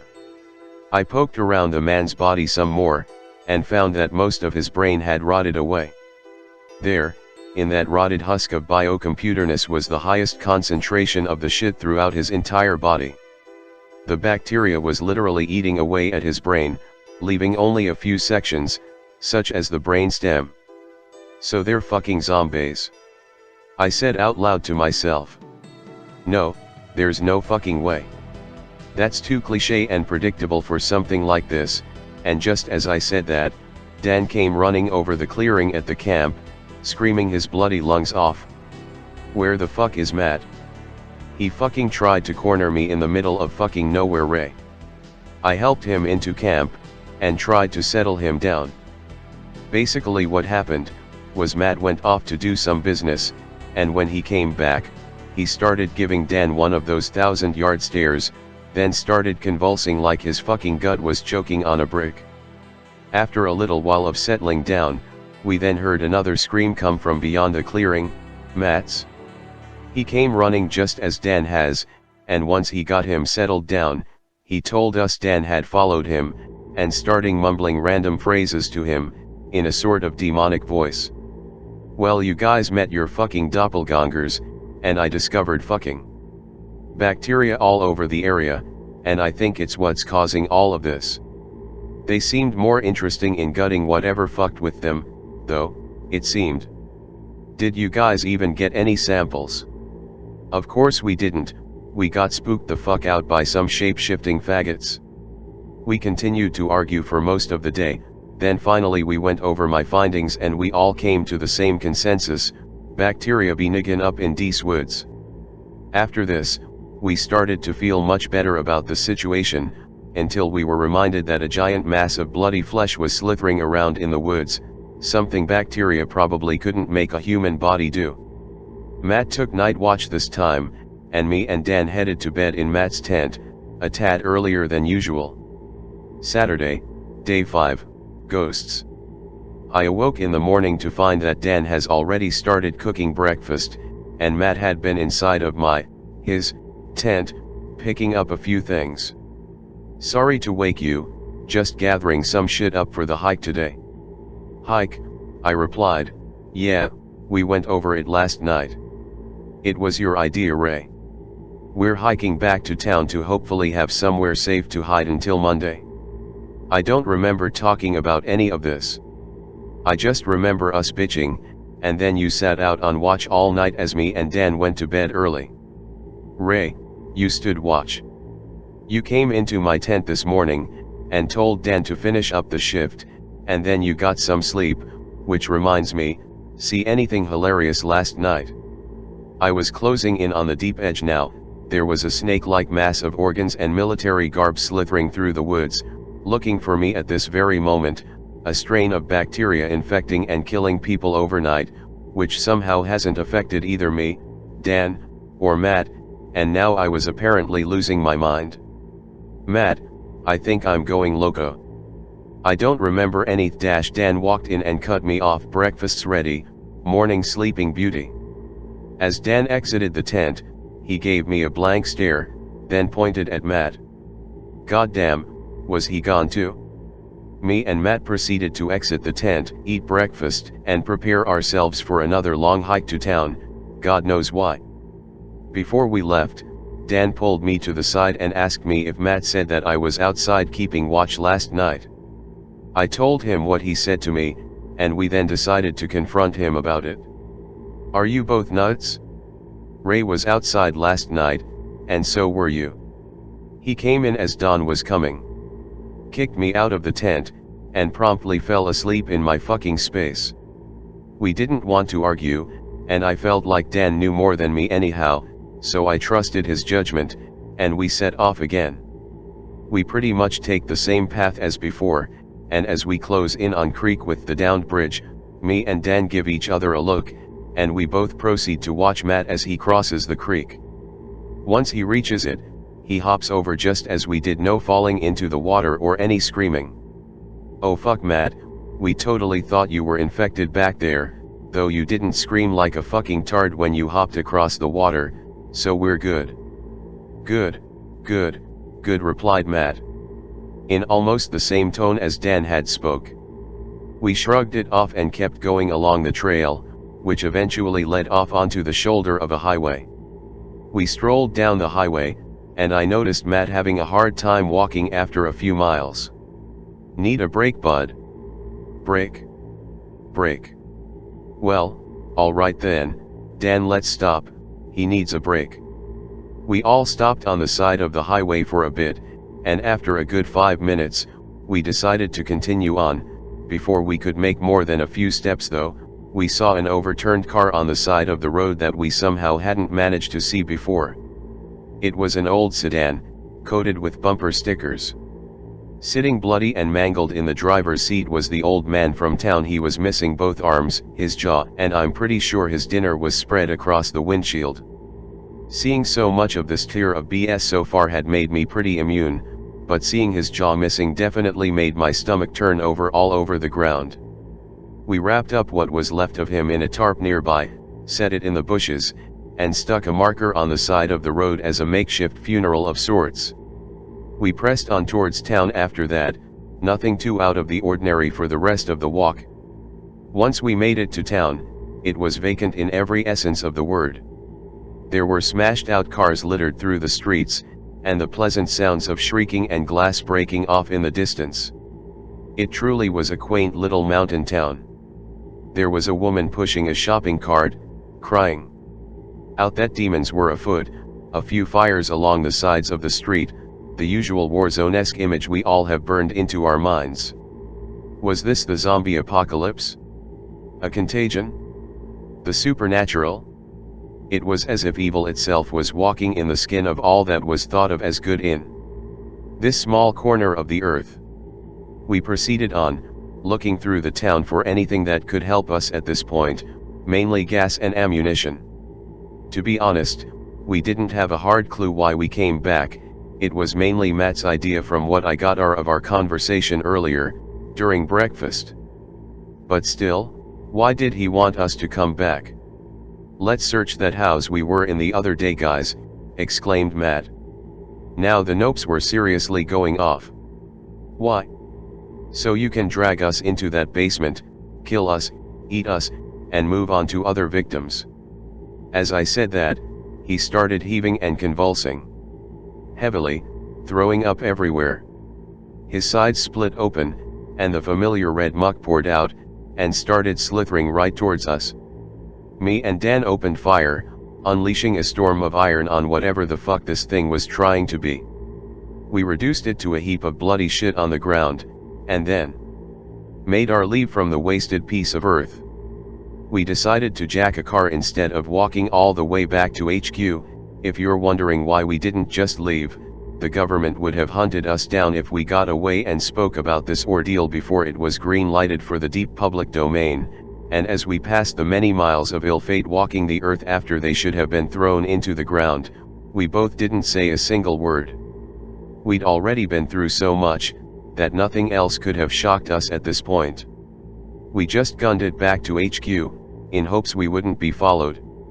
When we finally arrived, I booked it out of the car, and into my tent to grab more ammo and some alone time. Dan eventually told me to come out around sunset. He had set up a fire, cooked some food, and set up the radio for local broadcasts. What a week, huh? Yup. Dan reached for his handgun, and began telling more military stories. "I've seen some crazy shit. Got held down for 3 days and nights, listening to the Aloha snack bar for most of it. Had a bear charge at me once when I was up hunting with Ma Dad. I used to go hunting and camping with him a lot. He sort of influenced my life like a role model. I know, that's normal and proper, but without him I'd probably still be some little kid who never accomplished anything. One memory sticks out, though, not really related to anything I just said, other than the camping. A few months ago, maybe a year, me and a few buds got together out west for my military bro's camp out with his sister and her friend. We were all having a great time until some freaky ass shit started happening. We got chased all the way back to the house by something. That's the only way I can describe it. It was clawing at the door, and making a shitton of noise. Scared the fuck out of all of us. We even shot through the door at it. It eventually just scampered off into the night, I guess, though. After that, I took some time before I'd go out at night again. I ended up researching the thing too. Some crazy fucks on the internet call them Goatman, or Skinwalkers. That first night we were out here, and that old man crawled his way onto our property, this was the first thing I thought about. Skinwalkers. Dan, that's creepy as shit, but I hear yo dash stay quiet, stay down, Dan whispered as he cut me off. He pointed over to the moonlit hill just a few yards away, and on top was a wriggling mass, our friendly neighborhood sack of slithering bullshit came back for some love and hugs. We watched in awe as it took shape in three forms, that of Matthias, Jerome, and Marco. They all just blatantly walked into camp, sat down on chairs, then looked at us and proclaimed, "We'll clean it all up for you then, Puss in Boots," over and over again, as they did their heaving and laughing. That was it, we both hit full crazy right then and there, and started randomly firing in their general direction. Fuck, Dan even threw a grenade at them, but it must have not done a damn thing, because before we knew it, we were being circled by all three of them, galloping along the soil like fucking wolves or something. We were stuck in the middle by the campfire, and they were circling us. Oh, did I mention we were also out of ammo? We were fucked. Then, out of the woods, the old man from day one emerged with the skins of a bunch of people hanging from his head and back. In his right hand he held his axe, and in the cavities and holes we cut into him was blood-drenched matter and bone meal. Game over, man, fucking game over. Dan finally gave up, it seemed, but I wasn't ready to be devoured by some pseudo-undead goatman. I acted on instinct and picked up a log from the fire, then proceeded to chuck it at the old fuck closing in on us. He caught fire, and started screaming bloody fucking murder. It was like a pig squeal, only amplified by over 9,000. He was literally melting into a crisp in front of us. The three others vanished off into the woods, hopefully out of fear. "You boys better get the fuck out of there, we've got all the info we need now. Book it, fellas, you have 8 minutes before we start firebombing that entire area," the radio buzzed before finally shorting out and going dark. Me and Dan both looked at each other, and raced to the car we jacked earlier. "Where do we fucking go?" Dan asked. All I could mutter was, "Nowhere, we've already been, they'll bomb the shit out of it," and then it both hit us, north. There was that old abandoned concrete structure, we could use it as shelter against the flames. He revved that thing the fuck up and didn't stop driving until we were at the doorstep of the building. We got inside, guns in hand, and watched in awe as bombers flew overhead, dropping firebombs on the 20-mile radius of land around us. Everything was burning, and the shrieking just wouldn't stop. The smell of blood faded away, as did my consciousness. I awoke to Dan telling me to get the fuck up. Someone was here. We stepped outside, and it was the man I met nearly a week earlier. "You two have seen more than what was necessary, but you were also intricate in solving this biological crisis. We thank you for your service, and are sorry for the losses you've endured. Do not tell anyone about the events of the past week until we deem it fit to do so. Am I clear?"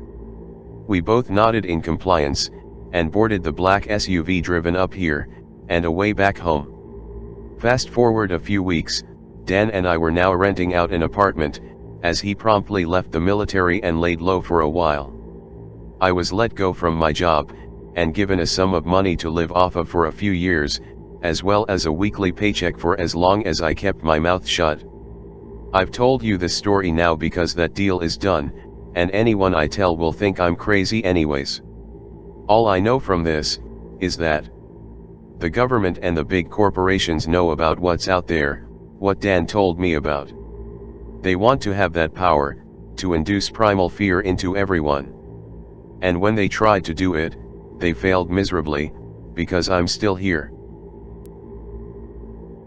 Be 14-year-old me. Like to go hiking in the woods near my house. Go hiking on a nice sunny day. Get fucking lost on an old trail. Whatever.jpg, it's exploring times. After a while notice no birds nearby are chirping. About 50 feet off to my left the bushes keep moving and I see a glint of silver/white. Keep walking, probably just the ass of a deer. It keeps following, getting a little closer and a little further ahead of me. Get to a bit of a clearing on the path. It steps out into the clearing and crosses the path in front of me. It's a big fucking dog or wolf or something. It just stares me down as it crosses. MFW. Immediately stop and start walking backwards facing it until I couldn't notice it following me. And that is when I learned it's a bad idea to go hiking alone. Buckle up cause I am going to give you some OC right here, but first a little background. I am from Idaho and this story takes place in northern Idaho near Sandpoint. So let's begin. Be me 17, no guns, now has guns. I like the outdoors and I am nerd for geology. Parents are gone for a week-long trip in Palm Springs. Decide to go out camping for a few days up near Sandpoint. Get up there on Friday night and set up camp and go to bed without incident. Wake up at about 2 a.m. from a lot of gunfire. Think it's just neo-Nazis. Shit goes on until like 5 o'clock and finally pass out. Wake up in the morning and decide to go hike towards where I heard the firing. Hike about 3 miles to a clearing. Shit ton of blood and bullets everywhere, no bodies though. I shit bricks and hike the fuck out of there back to camp. Drive to road and call sheriff. Sheriff gets there and take him to where everything went down. Problem is nothing is fucking there except the blood, no bullets, nothing. He thinks it's just some hunter and tells me he doesn't have time for this shit. Sheriff says he will stay there for an hour and just check shit out, and I hike out and now it's about 5 in the evening. While hiking out I see an old mine shaft and cause I am a nerd for geology I want to go in. Decide I will tomorrow morning. That night I just can't sleep worth shit. Wake up in the morning and decide after checking out the mine shaft I'll leave a day early. Hike to mine shaft and the whole way there feel like I'm being watched, whatever though. Get up to mine shaft, poke my head in and start walking in. Walk for about 20 minutes till the path branches. Decide that it's not worth it and I decide to leave. As I turn back this really bad smell comes from the left tunnel. Immediately nope out thinking I walked into a mountain lion den. Start hiking back to camp but the smell is fucking following me and I can hear footsteps about 50 feet back from me. Tear through the woods back to camp and all my shit is torn up. Don't care, I throw my pack in the car and nope out of there. I have never gone back to northern Idaho since except to watch U of I football. This also was a big reason on why I invested into guns, but yeah, fuck whatever it was. Also lost about $500 worth of gear too. Alright/K/Omrads, I've got some OC for yat. Be my grandfather. It's the 70s in NC. I decide to go camping. Bring my wife, 2-year-old daughter, and a buddy with me. Drive for a few hours to a spot pretty deep in the woods. It's called Max's Patch, or something similar. Set up camp. Go about the day normally, nothing out of the ordinary. Night begins to fall. Start to hear strange sounds coming from the woods. Can vaguely make out things moving past the edge of the firelight. Too dark to really tell what.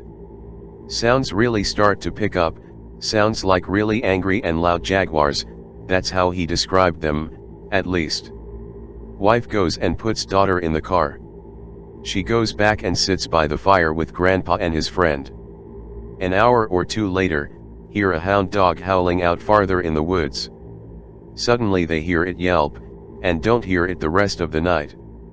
Bed down. Eventually get to sleep. Wake up in the middle of the night. It's pitch black, can barely see. Wife and friend are still snoring. Hear twig snap. Look at source of sound. See massive, 7 to 8 foot tall thing standing there. It's covered in fur. It starts walking towards me. Grab shotgun that I kept beside me, point at thing, and rack the slide. Thing stops, turns, and walks away from camp. Don't sleep for the rest of the night. Morning arrives. Continued. Morning arrives. Wife and friend wake up. Look around campsite. Surrounding it are massive, 3-foot tall piles of pine needles, and very large footprints. Footprints so far apart that wife has to run and jump to get from one to another. Check on daughter. She's fine, still sleeping. Talk with friend about weird noises.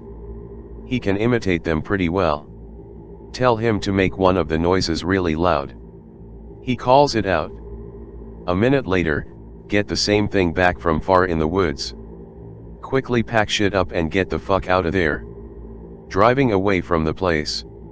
Get flagged down by a guy by truck on the side of the road. Stop and talk to the guy. He says, hey, I was hunting back around near where you folks were coming from, have any of you seen my dog? I lost track of him when he took off after something. Nope, never seen no dogs. Quickly say goodbye and GTFO even faster. And that's the end of it.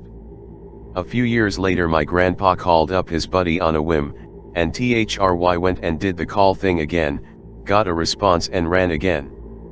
His buddy disappeared for years, then suddenly they got a call claiming he'd been killed in a car accident.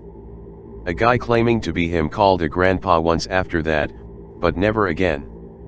The campsite got clear-cut and closed off to the general public, so you can't camp there anymore. Alright guys, storming outside, no work tomorrow, so I have time to tell you a little story from last week. Background. Live in middle of nowhere GA. Little farm/garden next door. 40-50 chickens. Greater than 4 goats, 2 horses, about 15 100-foot long rows of crops. Alright, almost to the story. Neighbors have really bad rat and squirrel problem in garden and chicken houses. Get paid 10 a squirrel and 3 per rat year round that I kill. Every morning before work I go out in the garden and pop squirrels with my Daisy 880. Every night at 10 to 11 I go and kill rats in the chicken house with the same gun.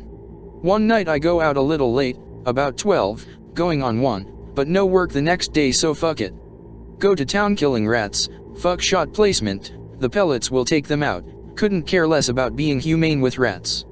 Get 5, and decide to walk down to the barn, just generally enjoy the outside. Looking around, no rats, pet the horse and decide to turn in.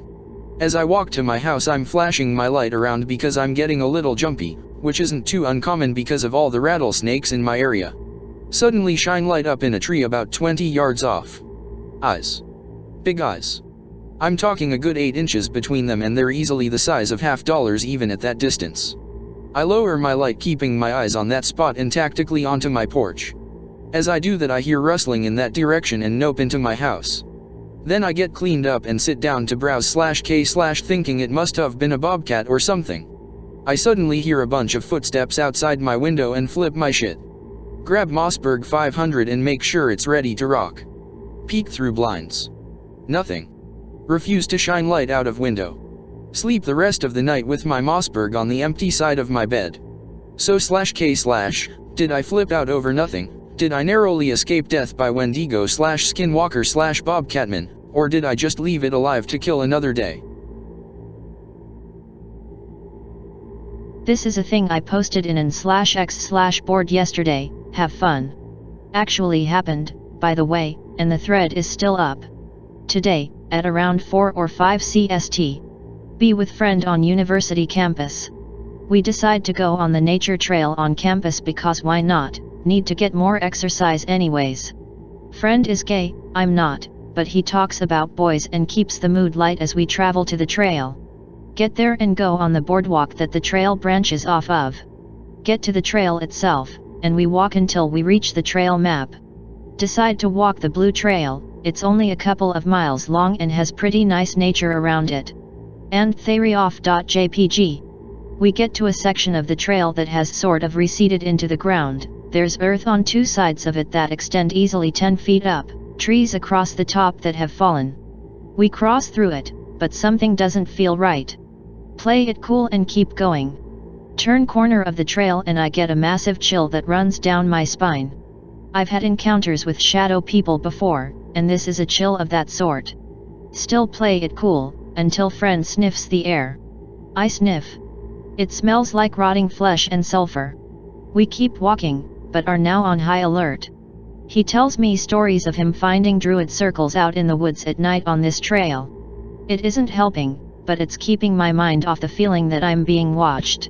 We stop a few times to sniff the air more, and it smells stronger of rot each time. We hightail it out of there. Just before we reach the end of the trail, I turn back to tell my friend something. Behind us, 50 yards back or so, is this tall shadow thing with what looks like these elongated claws. I turn back quickly and friend sees it too. We leave even quicker than we had wanted. Get out of the woods by 6 p.m. CST. Haven't talked about it since. So what am I dealing with, /x/? Is this something that would be safe for me to load up a 10-20 seconds and go hunt? Or should I leave it the fuck alone? All I've got. B6 or so. Walking with family in woods, with several other families. About 15 of us in total. It's a snowy Canadian winter. Some light snowfall. Walking along pristine trail, solid wall of firs on our right and left, picture related. Left side of trail starts sloping upwards, so the trees on that side are above us now with a small hill of dirt/rocks sloping down to the trail. Quiet conversations between parents, I'm cold as fuck. Fist-sized rock skitters down from the side of the trail behind us, making a pretty loud noise. Everyone stops talking. Suddenly realize how creepily quiet it is, that sort of deadened sound you get when there's snowfall. Must be nothing, rocks fall, it's just normal. We're about to keep walking when we hear another rock hit the ground nearby. What? And then another rock. Someone is chucking rocks at us from up the hill on our left. Dads in group do some macho stuff, yell out asking who's there, get mad and tell person they're playing a stupid joke. Throw rocks back. We hear someone rustling through the trees up there. Dads go up and check, there's nothing. We shrug and keep going the rest of the way down the trail. Creepy noiseless forest the rest of the way to the parking lot. I was too little to remember much else about it. I still remember thinking that monkeys were throwing rocks at us though.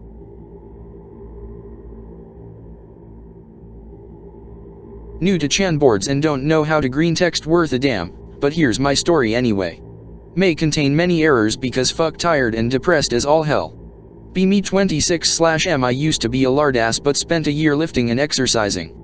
My best bro also spent that year getting fit with me, and by the time this event happened we were both pretty fit. He was more buff than I was. One day he called me up and said his uncle died and that in the will he left him his house and the land surrounding it. My friend and his uncle were pretty close. My friend's dad died in his early childhood and his mother became a junkie.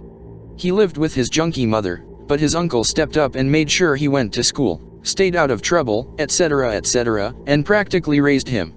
We go check out his uncle's house. It isn't anything special. It's far out of the city.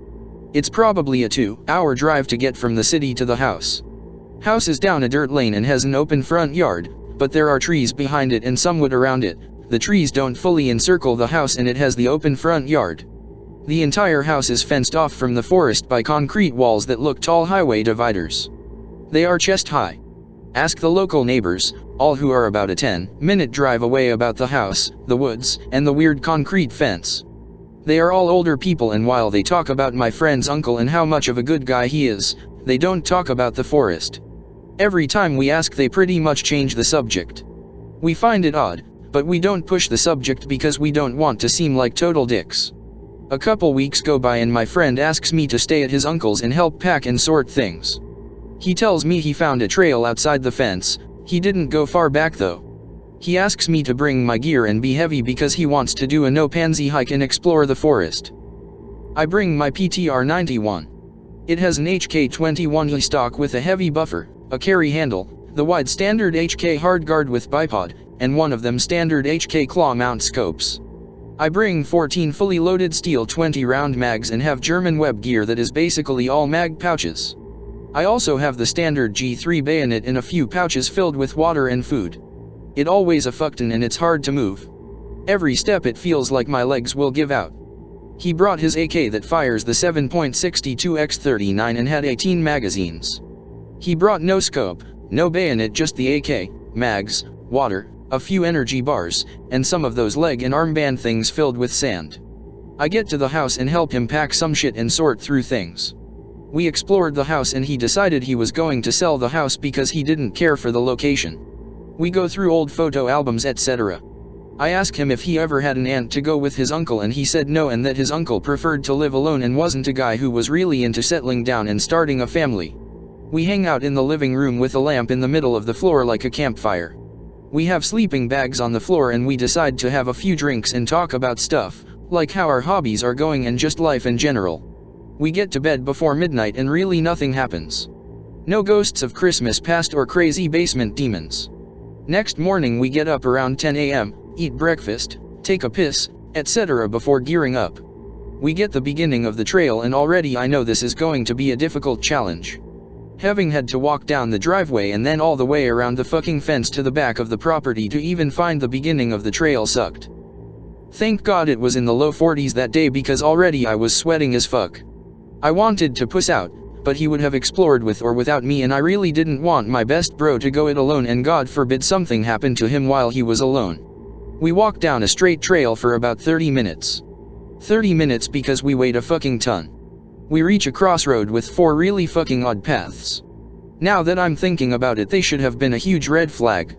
The one on the far right was an S-shaped path, the one next to it on the left was zigzags, the next one was straight, and there was a really bizarre perfectly curved path.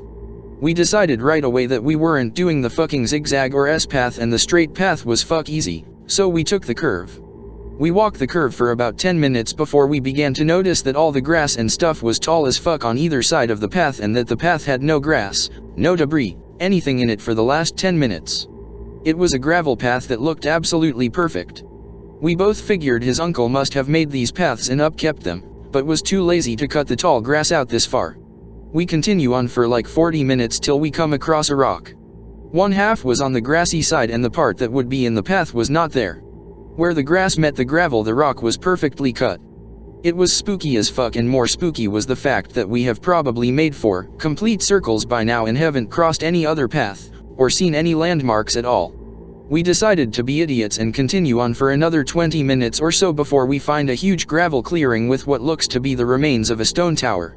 The first floor has a couple barred windows and there is a spiral staircase that goes to a second floor that has old wood floors, and all the walls on the second floor are rubble. None of the walls goes over knee high. Suddenly my friend says, "Stay casual, we are surrounded." I look out there and see nothing, but I keep cool so as not to ruin our advantage. See a black outline move in the tree, lean and practically shit a fucking Pershing tank out of my ass. We see more of the outlines and try to count them, but we don't know if there's multiple outlines or if we are counting the same fucking one.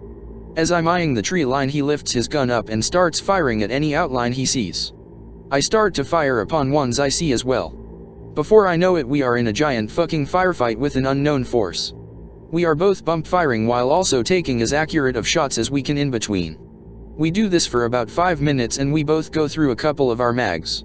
It seems like I'm going through more as I keep HK slapping the shit out of my PTR. We continue shooting until we hear loud cracking noises of our shots registering against the outlines and they just burst into white flames.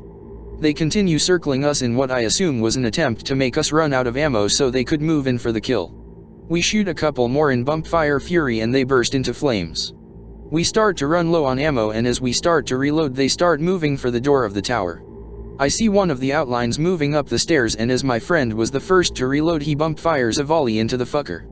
As it burst into flames I felt the hottest heat I've ever felt. Like super humid air. It was hard to breathe and I thought I was a gunner. Before it exploded I saw a glimpse of Thing's face. It had like 7 black eyes. We are still surrounded and quite frankly we are fucked as all hell. We know we can't stay any longer, but we don't have enough ammo to egress. When we got to the crossroads we just kept on sprinting until we got to the concrete wall. We stopped long enough to take drinks from our waters and we ran again to the driveway to his truck. He fucking backed out like a madman and we drove fast as fuck down the highway. It was surprising that a state trooper didn't pull our asses over. Months later we went back to the house and emptied it. When we were moving shit out of there we didn't even speak at all. You could tell the experience had some huge effect on him.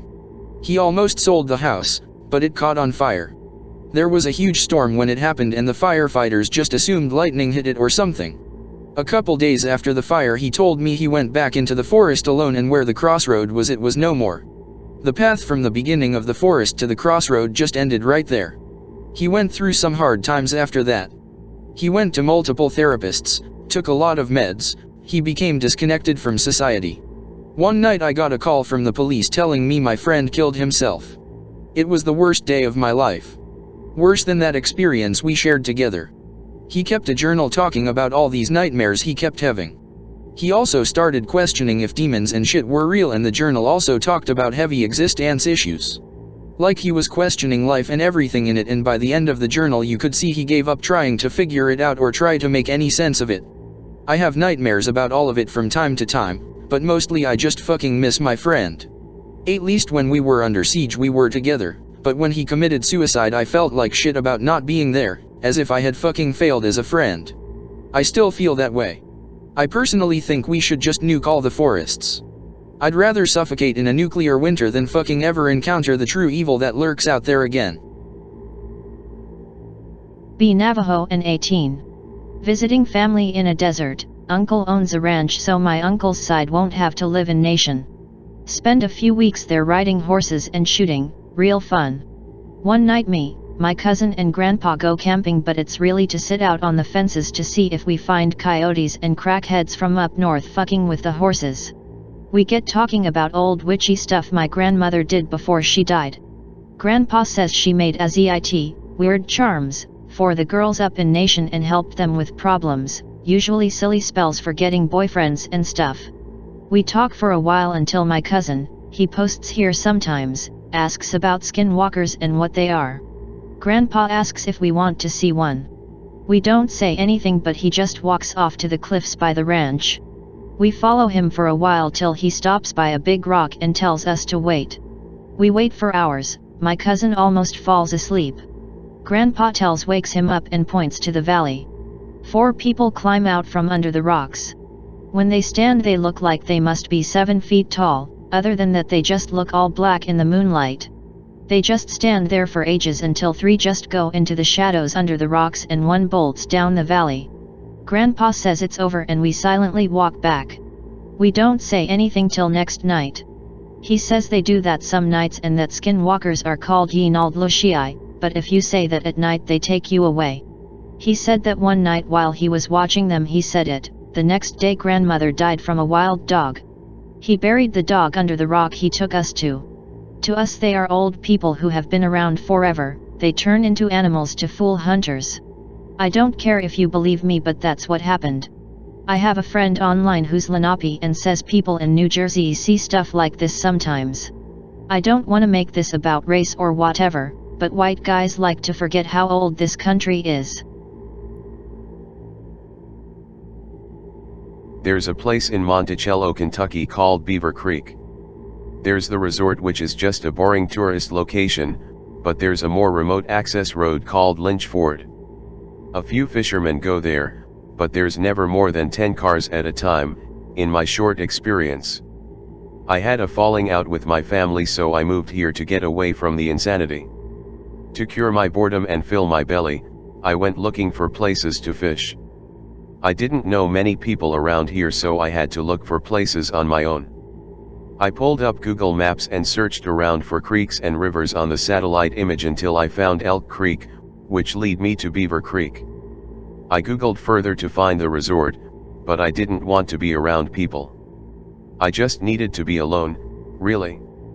I'd had too much FaceTime with family, as it were, and I wasn't interested in socializing. So, I got in my car and drove around sort of aimlessly until I found Lynch Ford Road, which ends at a remote section of Beaver Creek. For a whole month I fished there Monday through Thursday, reeling in massive bluegill perfect for getting a thick enough cut of boneless meat to batter and deep fry like a true southerner.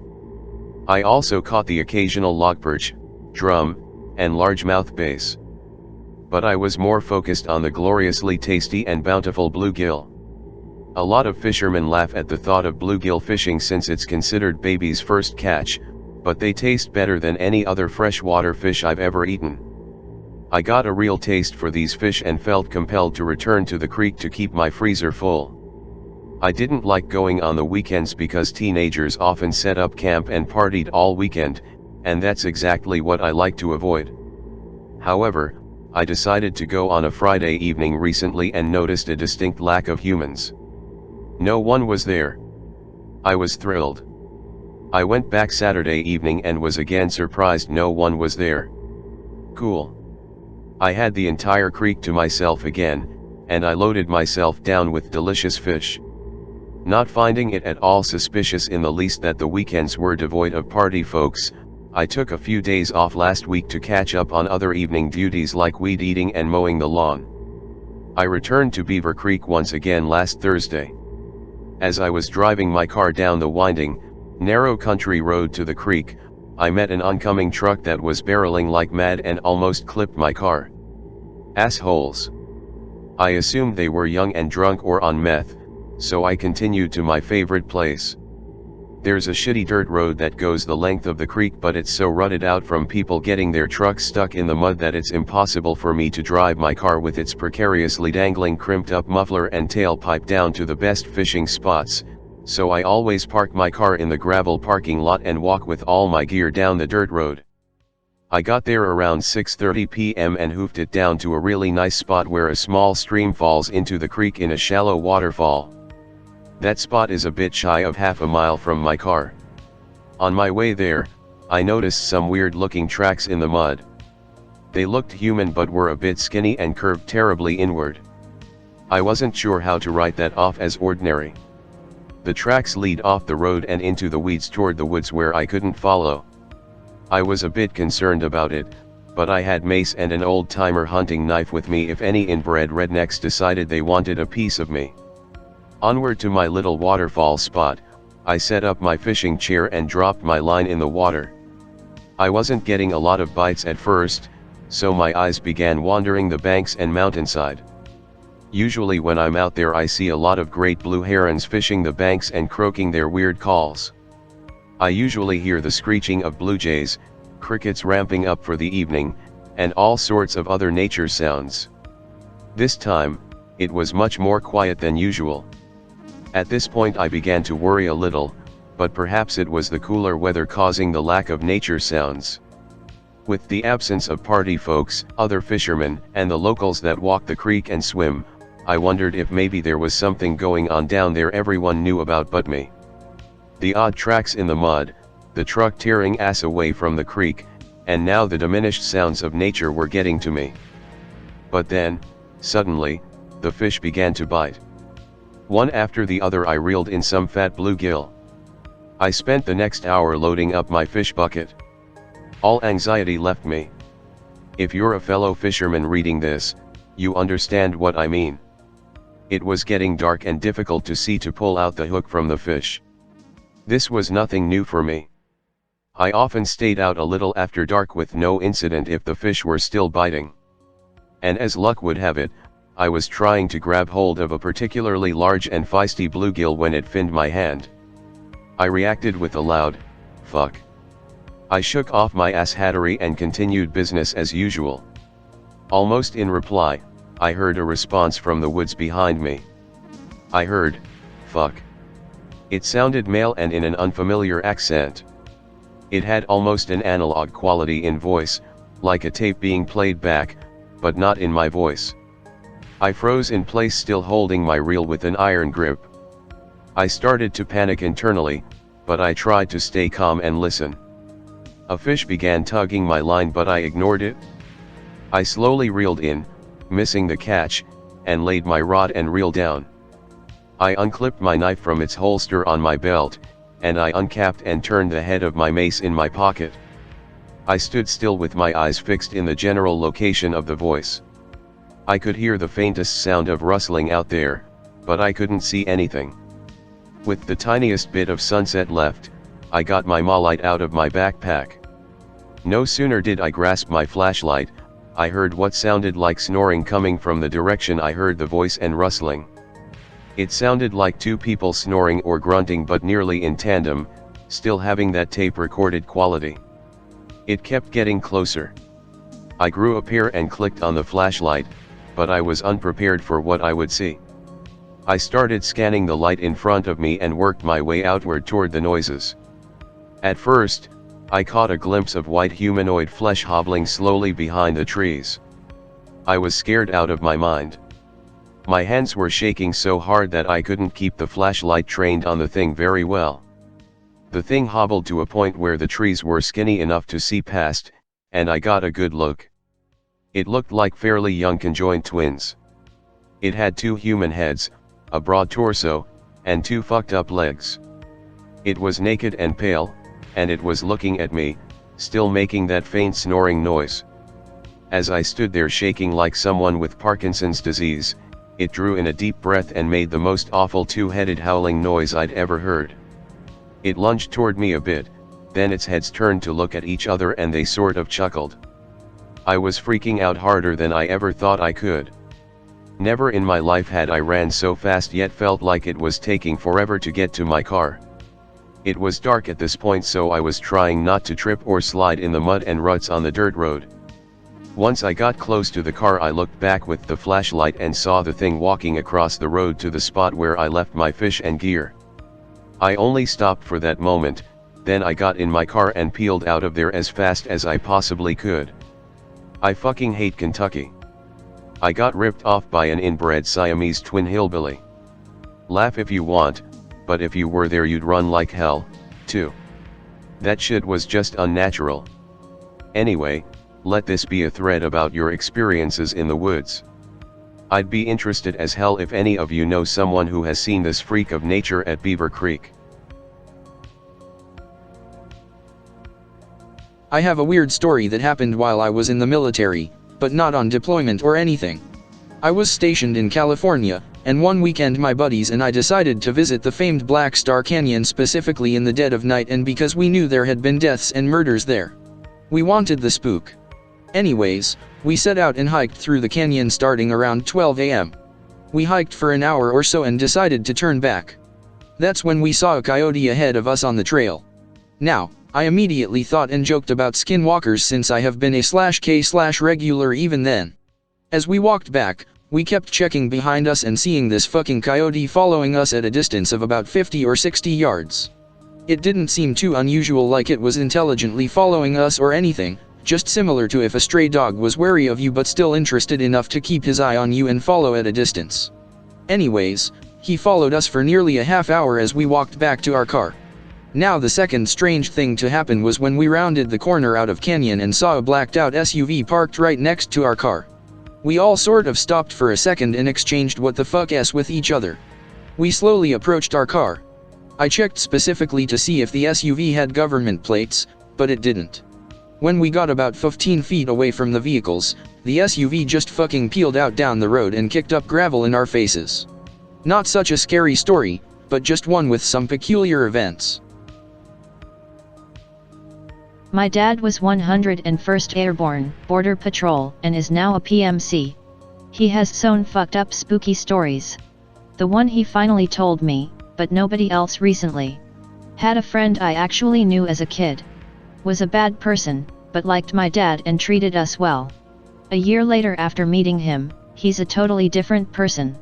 Becomes a chaplain, does volunteer work, starts treating his son, my friend at school, way better. Dad lets me in on what happened years and years later. Dad's friend, who we call Ricky, is in the Border Patrol. Comes home late at night. Family is gone because wife left him 2 days before. All alone, or supposed to be. Is still in full uniform getting a beer. Flicks on his dining room light and there's a man at the table. Ricky pulls out his gun and starts screaming at the intruder. Guy is in a maroon and black suit, very handsome, and has black hair and blue eyes. The guy speaks. Ricky's voice stops working. Can't talk no matter how hard he tries. The man tells him to be calm.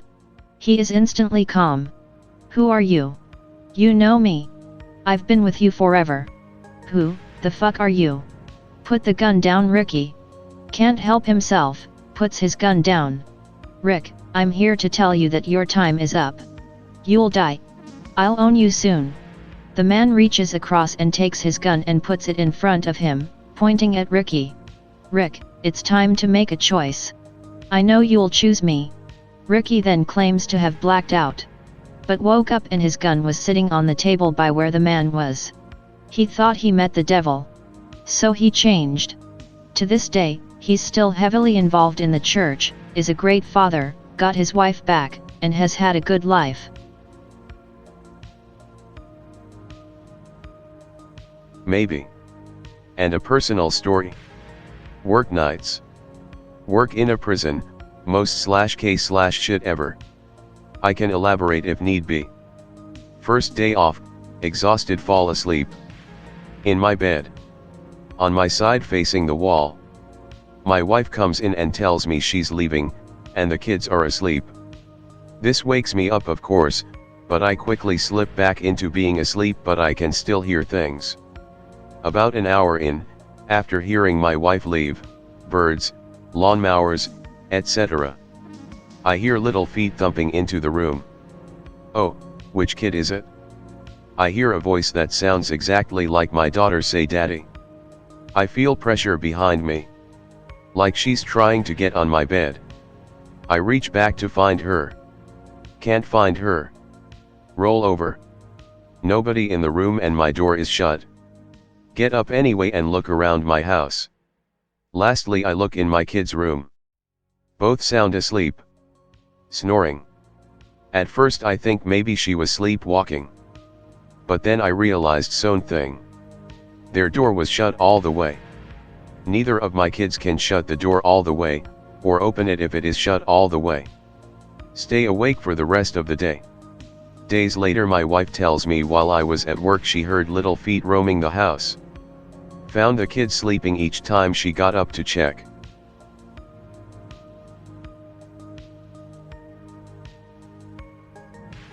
I have a story about a literal mountain trying to kill me on multiple occasions. Be me. Shipping to basic training in a month. Want to go camping with my girlfriend in a mountains. Plan poorly, get there late. Starts to get dark. Random black dog on the path, no owner in sight. Weird gut feeling, dog won't approach. Runs off. Shit starts to get weird after we lost sight of the dog. Temperature drops from 40°F to 20°F. Starts snowing, temperature rises and it's raining. Small rock slide took us off the trail slightly. Wind picks up like crazy, no wind warnings all day.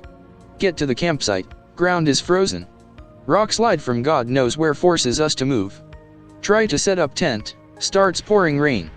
Turns to snow yet again. Convinced we're going to die. Sleep maybe 4 hours, wind has pushed our tent dangerously close to the edge of the cliff we were on. Wake up because bears LOL in a rock slide. Hike down. Return with some friends 2 years later on leave. Tree falls and almost fucking kills my friend, missed her by like 3 feet. Return again on leave with more people. Somehow go off trail and spend another bullshit night there, woke up to a bunch of chickens walking around. Moral of the story, fuck MT Liberty. Hey/x/ visiting from /TV/. It just occurred to me that there haven't been any recent horror films about skinwalkers. There is a shitload of folklore and internet creepypasta about them, and it's fucking scary, yet no one seems to have acknowledged how fucked up this shit is. There was a thread a couple of days ago, basically a compilation of skinwalker sightings and creepypasta. I was up until 3 in the morning that night reading the thread and I did not get any sleep that night. Nothing paranormal has ever happened to me, and I live about 30 minutes west from Boston in a fairly populated area, but that thread seriously made shit gold bricks. The only strange thing I did see was a very colorful, bioluminescent fish that I couldn't identify that my friend caught off the coast of Maine during the winter a couple of years ago. He had a private boat. We were about 10 miles from the coast in the middle of the night. It was fucking cold but we were dressed for it. The fish he caught was about 3 feet long and had no fins, like one of those ghost knife fish with wave-producing sides. Its whole body was brightly glowing blue with swirls of pink and green. What was really weird is that it appeared to have 6 large black eyes above 2 small toothless mouths. I would imagine seeing something like this 2 miles down on the abyssal plain wouldn't be unusual, but our depth finder said the bottom was only 120 feet under. We were fishing well within the continental shelf. It was the only fish we caught that night, and when my bro was holding it after he took the hook out, it suddenly thrashed around and jumped back into the sea. We never saw it again. The fish incident wasn't really scary to me, but when I read this skinwalker shit I lost all of my will to fuck around at night. The woods behind my house isn't very deep, maybe 300 feet until there are houses on the other side. It's broad daylight now en masse, but I still can't get this shit out of my head. It amazes me that no one has made a decent horror movie about skinwalkers. This shit is on par with the Ju-on shit from Japan, if not even worse. Welp, I guess major producers never pay attention to the internet. While camping in Little Grass Valley back in August, I woke up in the middle of the night with nature calling. I shared a tent and didn't want to wake them up / couldn't find the flashlight, so I went on moonlight alone. I can't remember how the moon was like, but it was enough to see my way. From where we were camped, there was a porta potty up the hill and a proper building bathroom farther up. Feeling a massive number 2 loaded, I decided to take the effort to go farther up. At the final turn in the road before the building, there was a big black thing. I couldn't tell what it was, but it was pitch black, blacker than the asphalt in the middle of the night. It seemed to be on 4 legs and about the size of a large dog. As soon as I noticed it, I was about 35 feet away. I slowly backed away without looking directly at it, scared it was gonna follow me and attack me. Thankfully, it did no such thing and I crapped in the porta potty in peace. Be junkie. There's this heroin/coke dealer who has his little crew and always throwing cash around, doing dumb shit. One day over there buying my shit for the day. Announce they're all going camping, they love to do impulsive random shit. Beg to go with, I love camping, especially with crazy, cool people such as these folks. Leave Minneapolis to the wilderness outside Duluth. Group of 7 people. Setting up camp, disorganized as fuck. One couple already fucking in their tent, lol. With all the chaos and getting high, events weren't clear until discussed later, but this is what we figured out how it went down. 2 dudes go to get firewood and make sure nobody else is around to see us using needles and call cops. Nobody really takes note/cares to remember they leave. Greater than 30 minutes later one guy comes back. Where's the other one? It guy went for wood, he went to make sure we were safe to get high. Whatever, he's probably just nodding off somewhere. Greater than 2 goddamn hours later, other guy strolls into camp, looking very not high. Where were you? Oh. Looking at birds. LOL, what the fuck, what junkie likes bird watching? Night rolls in slowly and silently. Dude who came back later acting strange, seems generally confused by our weird activities, looks almost pissed confused. Junkies be acting strange always, whatever. Been almost 9 hours since we arrived. People getting dope sick, withdrawal, time to get stoned. Dope is passed around, everyone desperately starts cooking up. Between cooking and strapping up I notice the guy just smelling the chunk of dope, looking like he can't handle the smell. WTF again. Everyone's done shooting up, the guy is still sniffing the chunk. By now everyone notices. He cautiously licks the dope, has incredibly strong taste and smell of uber vinegar. Makes this horrible, animal gagging/hacking sound. Day fuck. The main dealer guy offers to cook and prepare shot for him, guy cautiously accepts. Shoots him up. Note, your average junkie does enough dope in one shot to kill King Kong and his whole family, tolerance is a bitch. Guy's whole body starts to shake. His eyes are popping out, everyone still staring with dopey glazed eyes. He makes this strange panicked choking breathing sound, like there's really wet towel in his mouth/throat. Blood literally pops out of his nose, incredibly dark colored. For my non-junkie ex-fills, this is nothing like a regular OD. Horrible, horrible stench permeates the camp. Holy shit. Falls over backwards, panic ensues. Dude, you gave him too much fuck. Main guy goes to help him up, can't, stench increases to the point where the rest of us are gagging and/or puking. Hear distant scream from forest, amid the panic I think nobody else notices. Hear other screams join in, everywhere, what the fuck, the panic levels cannot be contained, junkies screaming inside the camp too. Screeching outside camp grows and grows, ears are ringing, stench is clogging my lungs, can't take it. Overwhelming smell and high-pitched ringing too much to handle. Blackout. Awake in morning. Look around. Very shaky, can smell hints of stench from last night. Nobody to be seen, except that fucking guy, the goddamn guy, boots sticking up from the log he fell off of. Walk over slowly. Looks like he's been dead weeks, skin is tight over his face, white and blue, eyes sunken, looks like he lost 80 pounds before dying. Blood covering him, I don't know from where. Realize there's blood covering just about everything, myself included. No source to be found. Withdrawing and losing my mind, steal the main dealer's car, go home, and never speak of it again. Never heard a word from or about any of those people ever again, except for one girl, who got put in a psych ward. I was walking home through the woods one night, after having dinner in town. I live about a mile from a tiny town, my house is a mile of woods deep on a gravel road. I keep hearing leaves stepped on, stuff like that.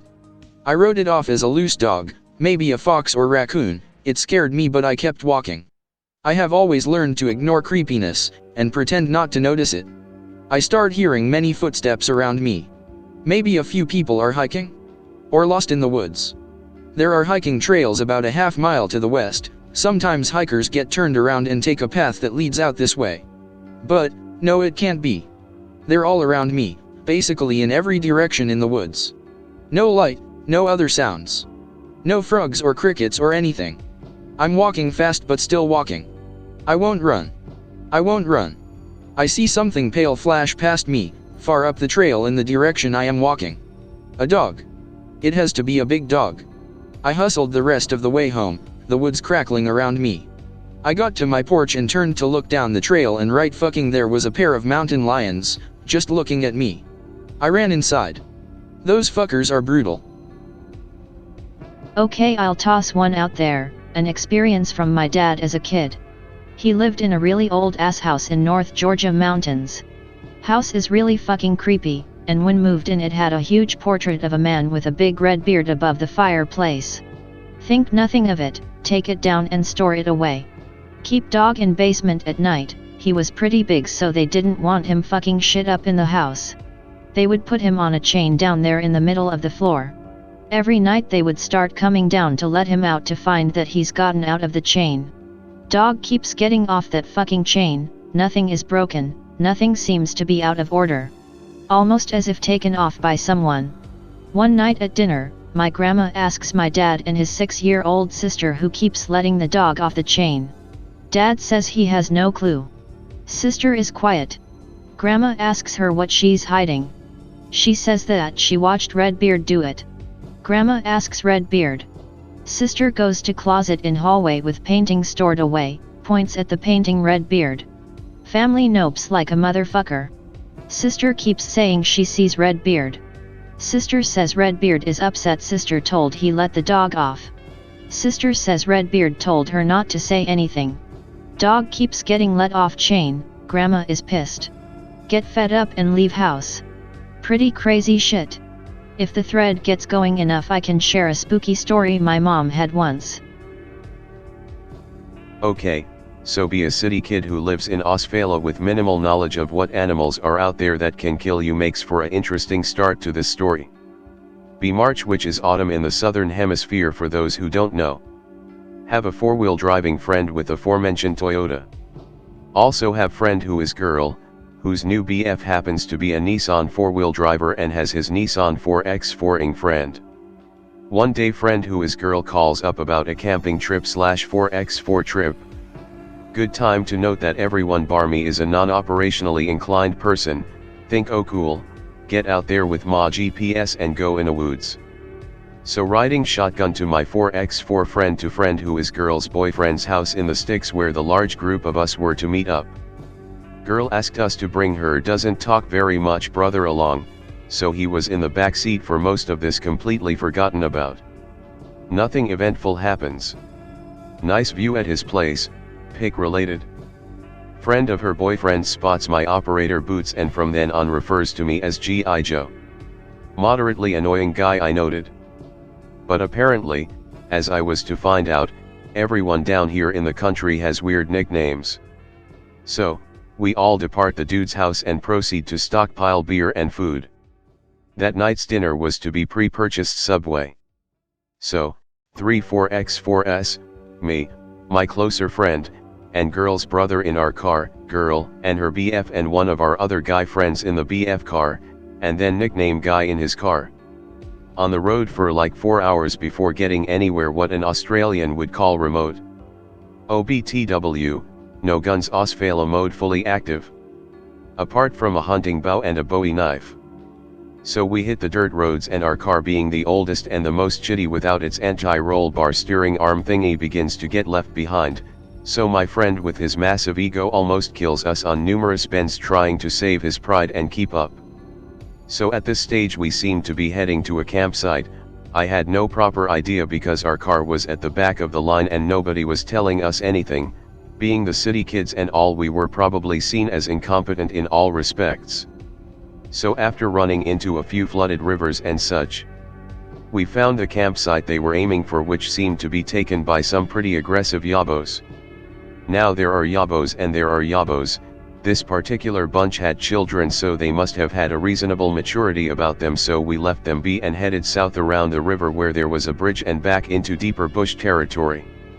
After coming across more infested campsites and everyone's morale dropping low, the role of navigator was thrust upon me, though with our car still at the back of the line it was hard to tell what the fuck was going on anyway. So night falls and everyone's tired as fuck from 10 hours of backtrack driving in the rain, and suddenly we all get bogged 30 m apart on the same stretch of road simultaneously. How the fuck does this happen, you ask?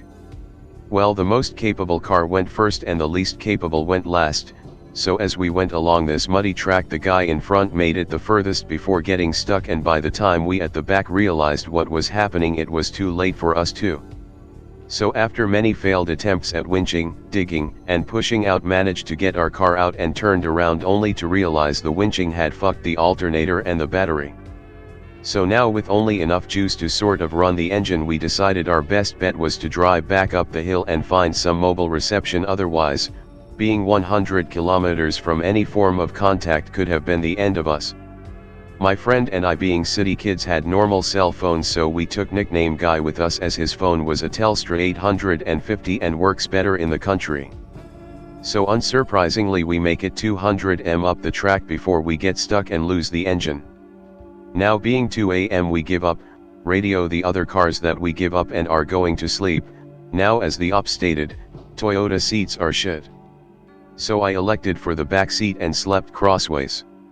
Also the car was leaning over sideways into a hole at about a 35-degree angle and was unnerving as shit, but there wasn't much choice because I didn't bring a tent, intended to sleep in the car, and there was no flat terrain near us anyway to pitch one on. Now I slept for maybe an hour before I woke up to the sound of movement outside the car. Operator mode activated. Torch on, sweep the whole area, which was dense bush, see nothing. Oh, probably just a small critter, rabbit, wallaby, wild fox, or something. Then a large bush rustled over on the other side of the car, which I sort of saw out of the corner of my eye, jumped like a bitch.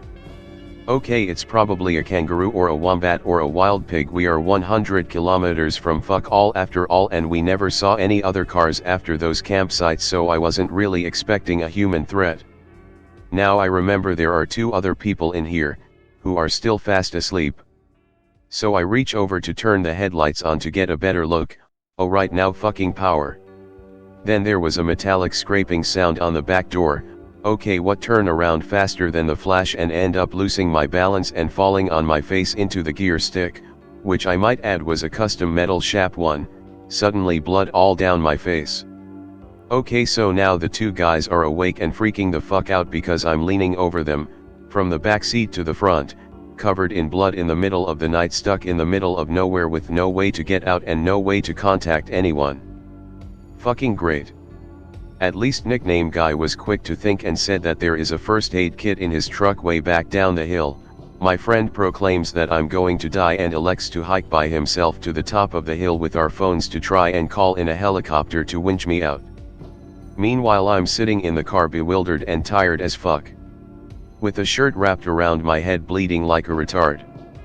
Friend goes off with a torch and our phones, and nickname Guy takes a radio. We have 2 in the car, one mounted and the other a handheld, and walks back down the actually slippery and dangerous as fuck track to the others and the cars. Thinking back on it, probably not the best idea to leave the injured person on their own.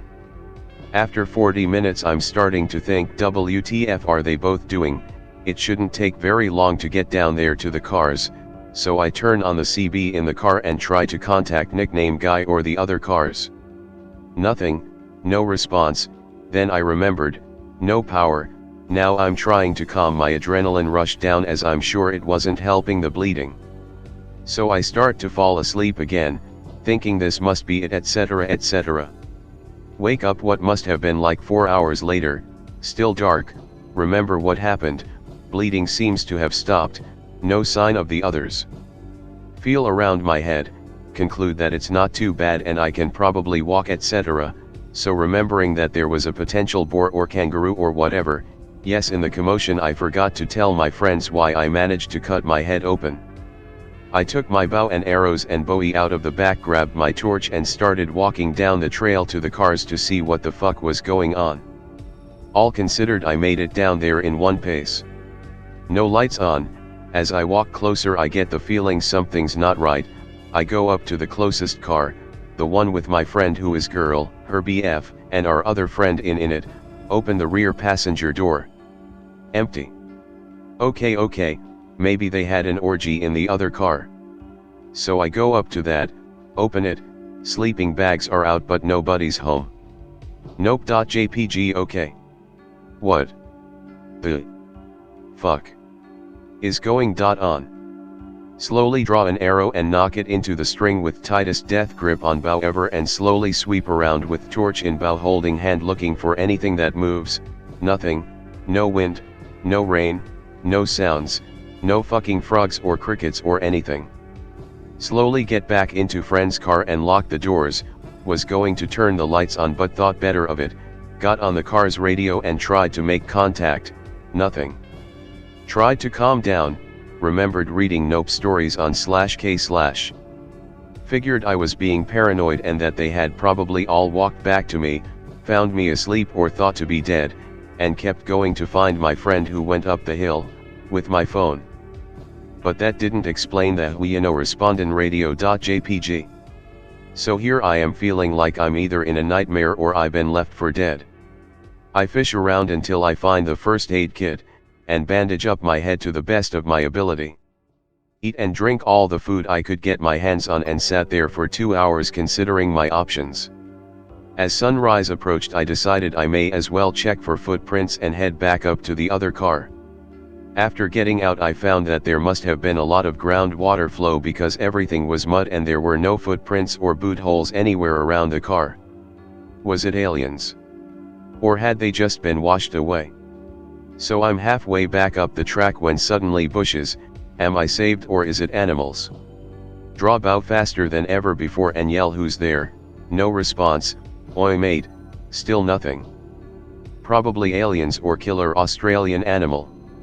Neckman medium-sized boar is charging me like a motherfucker. Let arrow fly, miss, oh shit this is it. No time to load another arrow.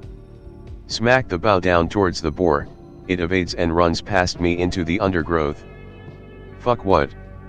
I leg it to the nearest tree with low branches and scramble a few meters off the ground. Not my pick but of comparable size. Suddenly green ants and spiders all over tree. Fuck this. Onto ground, new arrow loaded, second arrow between teeth, knife also in bow hand.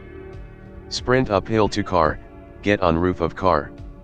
Prepare to shoot death boar. Nothing. But looking Rambo as fuck. So 5 friends missing, presumed eaten by boar, no contact, or anything, waited until midday when, being the optimist I operated back to the other cars in case they had returned there. No boar, no people. Checked food and water situation, enough food to last a week seeing we brought enough for 6 people and there was only one now. However I didn't want to eat everything and then find the others and have everyone else starve. That aside there was like only 5 liters of water. Not good. Used to the daylight to reassess the stuck car situation, focused on the most capable car, realized could probably get it out with wood chocks and the winch, 3 hours later of chopping and cursing, the car was out. Thankfully nickname guy was trusting and left the keys in it. Drove for about 3 hours around the nearby tracks looking for footprints or anything that might tell me where my friends were. Drove back to the bog side twice until I realized there may not be enough fuel to get back to civilization and get help. I almost run over someone. It was the girl's brother, the quiet one. Now I was like, hang on, where was he since we got stuck? He wasn't in the car when we slept, but I don't remember him leaving. I backed up the car and he was just staring at me, like he didn't know me. I asked him where the other were. He said he didn't know in this strange monotone. Now I was starting to nope that he didn't kill everyone. Either way, he got in the car and we continued to look for the others. As I said, he didn't talk much. It took 3 more hours to find them. Apparently the brother had wandered off and they went to find him after they figured I had died, so it was quite a surprise for them to find me alive, let alone driving a car that was previously stuck. And now I'm bored of typing, so to sum up, we all piled in the one car, drove to the nearest town, dropped me off at the hospital where I got sticks, they drove back with the SES and got the other cars out. Apparently one of the SES guys was attacked by a boar in the process, but they managed to run over it with their SES car. Go figure. And that's why we don't go 4-wheel driving anymore. Great story op. I have a small one with a semi-comical ending. Be me, really good friend, and his co-worker. In a woods, more specifically Los Padres National Forest. Place has been destroyed because of fires and drought. Be in designated campfire ground. Miserable because of dust, sleep is light as hell. Friend wakes up, says he heard grunting and something bumped into his tent. Normally I'd DEFCON 1, but I'm tired and he's outside of his tent, he'll die first. Holy shit, anon. What, dude? There's a fucking bear cub in the tree. What? No. Really? Dude, I swear, come look. Okay, dude, I don't see SH, oh fuck. See pic related. DEFCON 1. Scanning for mama bear. Try shooing cub. Ignores. Damn it, let's wait in the car for him to leave. Doesn't leave, we sleep in car. We found out later the next day that the cub was more than likely orphaned. There is a bar and village right before the campground. Tell us little dude has been spotted for weeks now with no mama. MFW, I could have chilled with bear cub bro all night and helped him mourn mama. Hey guys, just thought I'd contribute. I talked to the ghost of a witch. Go to Skiatook, Oklahoma, ask someone at a gas station where the witch's grave is. Chances are they will know what you're talking about and they will tell you to go to Chapel Hill Cemetery. It's maybe a 15-minute drive out of town, 20 if you have no idea where you're going. Once you get through the entrance, keep going straight back until you see an oak tree that's split down the middle.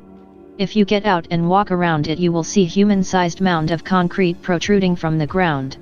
She was buried there in 1915. I think a lot of the writing on the grave is well weathered. It also has a lot of other words inscribed on it, some very interesting stuff, but I won't spoil it for you. If you come with a humble and open heart, you should see her. Just take a picture with your phone and you should see a warm red orb near the tree. I've got one. Many years ago I was a Boy Scout and we would go on yearly trips to Allegheny State Park in New York, and in PA, yes I know. My last trip there before I turned 18 and had to leave my troop, we hiked into our normal spot like every other year. It was a small lean-to in the woods that we set up our tents around. We never really explored the area around us except the trail, so I decided to walk to the east and go exploring. I came to a large field with some small streams in it that had salamanders, so I walked back and brought a friend back to check out the salamanders. On our way back we found an empty man-made shelter that was about 6 tall, 6 wide and 3 deep. It was made of long but thin sticks all lashed together with twine and it looked really old. We thought it was totally cool because we never saw it before. As we walked back to the campsite we noticed it was only 150 from the lean-to.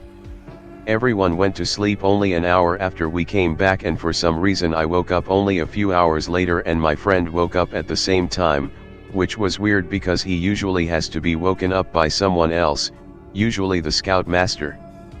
The sun wasn't even up yet, it was probably between 4 a.m. and 5 a.m, I never wore a watch when I was younger, but the sky was a dark blue and we could see all right without flashlights. We talked for a bit and ate some beef jerky, and at the same time we thought we should walk to the field and just chill and watch the sun rise. We walked past the shelter and I immediately noticed that the old shelter was full of large logs and stacked very neatly. By large I mean there was no way one person could have moved a single one by themselves. They all looked freshly cut. They were so large that even if a group of people moved them all, they would have made a lot of sound and someone would have woken up and noticed them. We didn't know what to make of it. Why would someone move all this firewood at night? There must have been at least half a full cord of wood there, and if you know firewood, that's a lot. We walked back and asked everyone if they heard anything last night. No one heard a thing. We showed the firewood to our scout leaders and they didn't think what to make of it. They had us take a few of the barely movable pieces to the campsite and split them with an axe. That night we burned a few of the pieces and at first it made a lot of black, horrible smelling smoke. When it stopped smoking, out of nowhere thousands of gnats swarmed us. Bug repellent didn't keep them away, so we all went to our tents and went to sleep. We left the next morning. I'm not involved with scouts as a leader or anything now, but once in a while I'll go visit my old troop. I asked the old committee chairman if the troop still went to Allegheny and if they went to the old campsite. He said that they don't go to the old campsite because the lean-to burned down and the park closed off that area of the trail completely. One of these days I'd like to go back there. In military barracks over holidays. Nice ones with separate rooms and all. Most everyone else is gone to visit family. Stayed because I was getting kicked out, couldn't leave. Friend and I are sitting in my room watching a movie. The room has a small common area / kitchen with a door leading to my room. My door is closed, common area unoccupied. Hear a very loud knock on inner door. Pause movie and look at friend. What the fuck? You hear that? My friend confirms. Open the door to my room, auto light flicks on, nothing there. Stare at friend. Okay. Go back to watching movie and door closed. Sudden louder knocks, 2 this time. Fear just surrounds me and my heart drops. Okay, fuck this shit. JPG. My friend and I leave the barracks and go outside to smoke. Get downstairs and there are police, fire all over, EMTs, etc. Guy in the room below us killed himself. Couldn't sleep that night. The knocking had to be him. This is a true story. I had this happen to me over Christmas of 2012. Scared the shit out of me. A nope-like story of mine. Some friends of mine found out about a forest near our hometown where a hunter allegedly slaughtered his entire family. People have been reporting hearing children crying in the forest ever since. Let's go there. Arrive there at around 8 p.m, starting to get really dark. Me and 2 other guys go in there. The woods are really dense and incredibly dark. Our flashlights throw a million shadows in the brush and underwood. We are completely unnerved because we think that we see movement in the corner of our eyes all the time. Look around for a hunter's cabin or some other place that indicates the scene of crime. No idea how we're ever gonna find that in the darkness. It's a small forest, so we could walk within 10 minutes from one edge to the other, get familiar with the terrain. Eventually find a lookout point in the darkness. Not far from there the foundation walls of a wooden cabin. We almost fell over them in the pitch black darkness.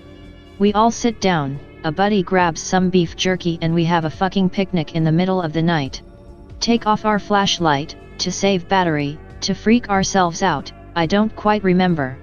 Hear weird wind noises, animals seem to be on the move as well. First thing on my mind, something's coming. We take our flashlights. Plants aren't moving or anything, but we still hear these intense wind noises, cracking in the darkness of the woods, etc. Guys, let's get the fuck out. Wherever we go, the noises either followed us or they were everywhere, but they didn't seem to stop or get quieter. Really on edge right now. We start running. Buddy falls down, we help him up while trying to pull him with us. We just wanted to keep moving. I don't know if I imagined it, the others said so too, but I thought that I heard a cry or something a couple of times. As soon as we were outside of the woods, we ran like motherfuckers across a field before looking back. Nothing behind us, we're safe. Fall down laughing, OMG we're such pussies. Walk back to the car, drive home. 3 city guys in the woods. Of course we'd imagine weird shit.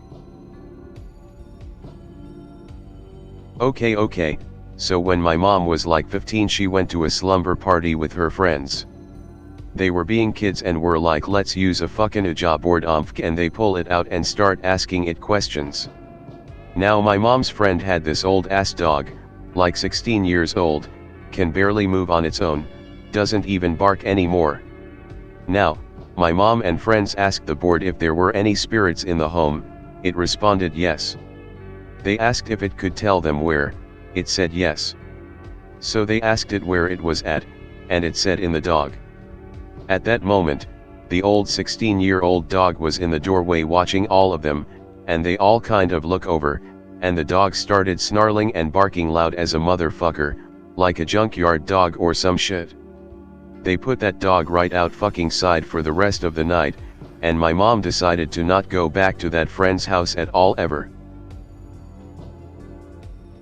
Hear my European nope story. Sorry for my bad English. Greater than 2 months ago. Hiking in fucking Slavshit Albania. With 6 friend, 7 with me, 2 female and 5 male. One night we decide to move a little from our fixed campsite, one on pick. We were camping there with some bro-tier Albanians.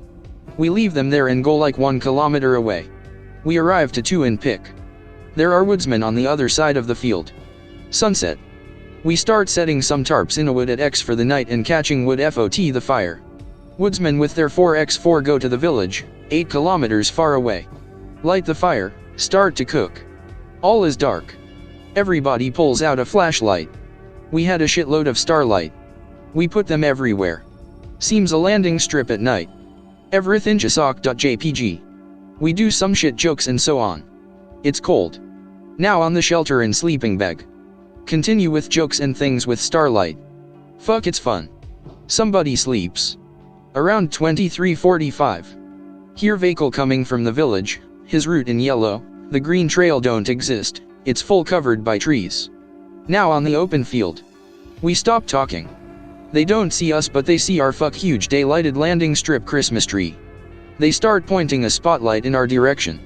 We were covered by the wood. They move along the road to come close. When they are out of sight we put most of the starlight in a sleeping bag. Still some starlight around. They come closer. No guns because in foreign country. Just some pocket knife and an hatchet. We pretend to be all sleeping. Everybody is tactically shitting his pants to avoid being ass raped by. Except me and /k/omrad friends that are in full at sapning mode. /k/omrad friend ready with the hatchet. Me with knife. Hypervigilance engaged. They try to spot us. We still covered by the woods. Someone get off the vehicle but don't come closer. We can hear them talking but don't understand Slav speech. After 10 minutes they leave. We wait until they go away.